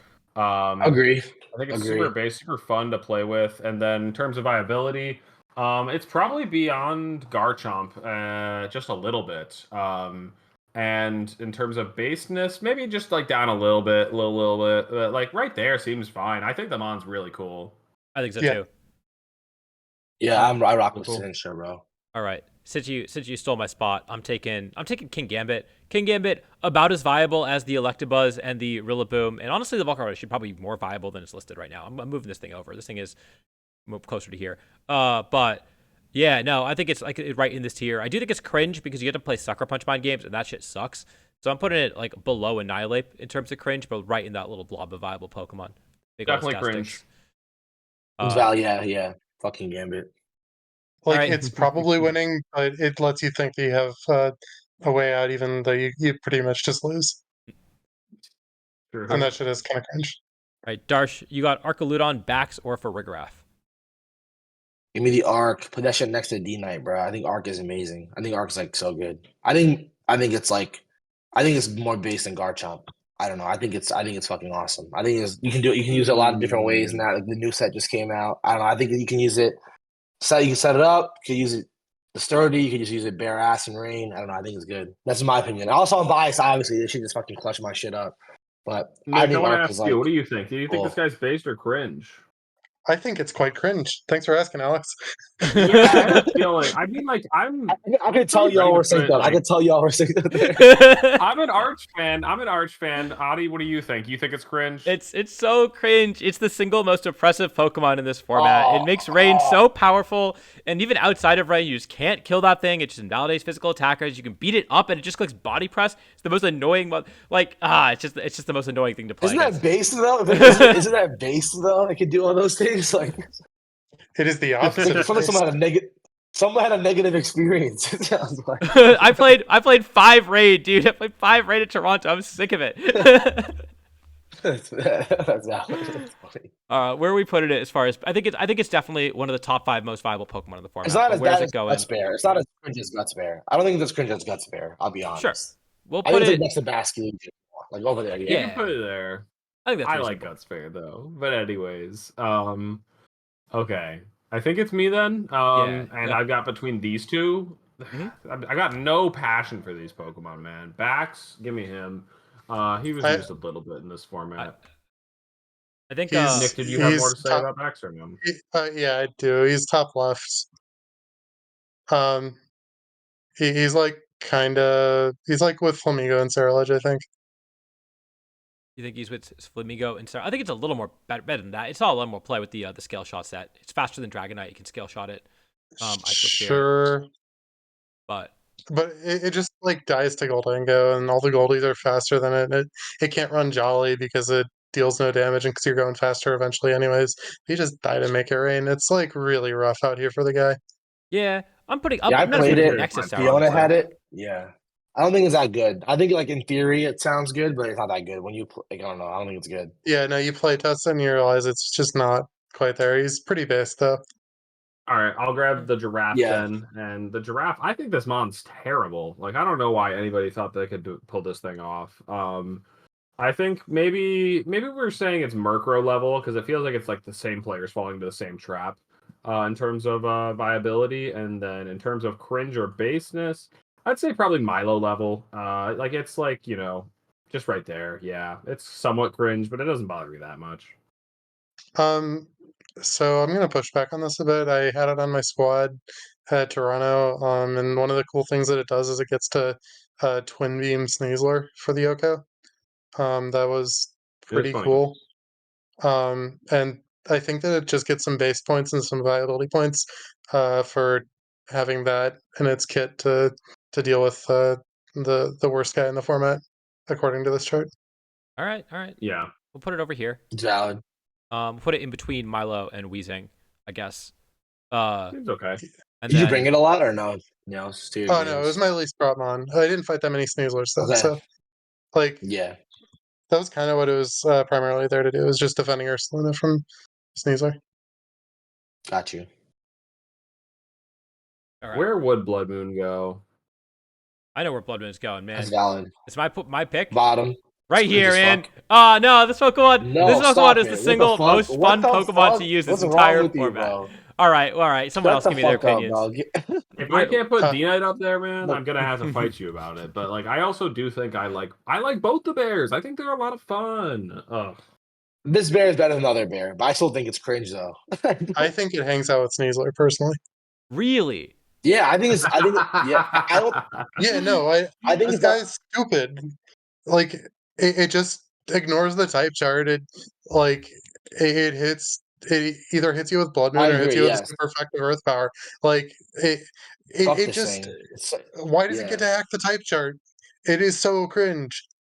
Man, okay. How come Flamigo gets to hack the type chart and Flamigo's based, but this guy hacks the type chart? Because it's fucking ass. Because Flamigo's dick, bro. If Ursulina wasn't good, it would be based, but it's good, so it's cringe as fuck. I have put a poll in the chat. Let's get the chat to weigh in on this because this is the last mon.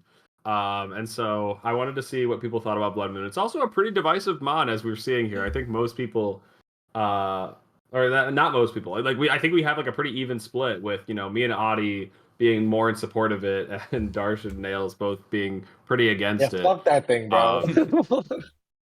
So yeah, I put it up there for like 3 minutes, but honestly, just give it another like 30 seconds or so. We've got like 10 votes in there already. If you haven't voted, give us a quick vote, guys, because it's pretty split, honestly. If you think Blood Moon's more based or cringe, let me know. Oh shit, it is actually pretty. It's actually close. Even as 11 it's actually votes so be. close.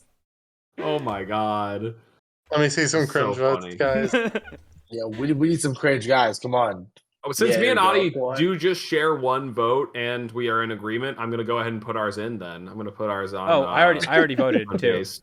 Okay. Look. Yeah. Oh, I didn't vote on the thing. I'm not logged in. Oh no, are we gonna tie? That's fine. That means it's basically tied. Wait. Here we go. I tied it up, bitch. Let's go. This Pokemon is actually so divisive, man. Holy shit. I mean, then we know, right? Then it has to just be on the line. If half the people like it and half the people hate it, that means it's actually pretty well designed. And so, like, I'm gonna have to see that, like, if everybody has a strong opinion on the mod, it means it's pretty based. Let's go. I see what you're saying. Damn. We'll put it Y'all slightly above the converted him, line. bro. He's talking about good game. He's talking about good game design. That's what he's talking about. No, it's good game design. This is fair. Yeah. Like, Fuck that bear. All right. like Yeah. it So is that's, unfortunately kind of based, even though I hate the guy. That's funny. 8-8 is crazy on votes. That's crazy. Like, right? like the side spam stuff is also good game design because it's so divisive, and Yeah, a bunch of people like it. Yep. That's what they say. And I lump Ursulina exactly in the same tier as all the side spam guys. This was fun to do. This was funny. Yeah. I hope. This people was fun. enjoyed This was watching fun. This is a vibe. Yeah. This was a lot of fun. I don't think we're gonna have time to do the calculus, right? We've already gone like 20 minutes over. No, definitely not. But yeah, thank you all. Let's just get past it. This was basically that. Thank you all for tuning in. Really appreciate it. This is a lot of fun. Let us know what you think. Let us know what you agreed with, disagreed with in the comment section down below. And if you're watching on YouTube, of course, if you are watching on Twitch and you missed part of it, you can watch on YouTube !YT in chat. And yeah, this was a good time. We are going to send you over to someone else. And then next week we'll start with our Regulation G coverage. So we'll hop right into it. Darsh, link your YouTube channel that you said you just made. Let people go follow you. I literally made it today, bro. Yeah, bro. Where's that shit? Hold up. If I put it in a Discord, can y'all put it in the thing? Alex, can you put it in the chat? I don't have it. I got it. I just literally made it like 2 hours ago because everyone kept telling me to do it. So I was like, all right, I'm gonna do it now. Oh yeah, appreciate it. Throw it over to Wally or My titles. Mastermark. My That's titles what are all I'm gonna be. We The will- titles are all gonna be rage bait. It's gonna be the funniest shit. Rage bait, of course. I'm looking forward to it. How I beat your goat. Wolf click. Get all those fans to get their ass on my shit. All right. Yeah, go subscribe to Darsh, everyone. But yeah, that's gonna do it from us. Appreciate y'all, bro. That'll be linked in the description of the YouTube video as well. Make sure you go give him a follow. And we are going to send you over. Thank y'all for having me, though. Yo, thank you so much for coming on. This was a lot of fun. I appreciate it. Yeah, man. It was cool. It's always cool. I mean, I didn't talk to Adi before. I talked to Nails, but you when I played you last. We had a good time. But Alex, never met you before, bro. So good, nice meeting you for real. Though. It was a good time, man. I had a good time with this. It was fun. Hell yeah. It was fun. Yeah. We're gonna send you over sir. to Master Mark. So go tell him hi. Let him know where you came from. Ask him if he thinks if Ursaluna is based or cringe. You have to do that. Go in his chat and ask him that. It's an important question.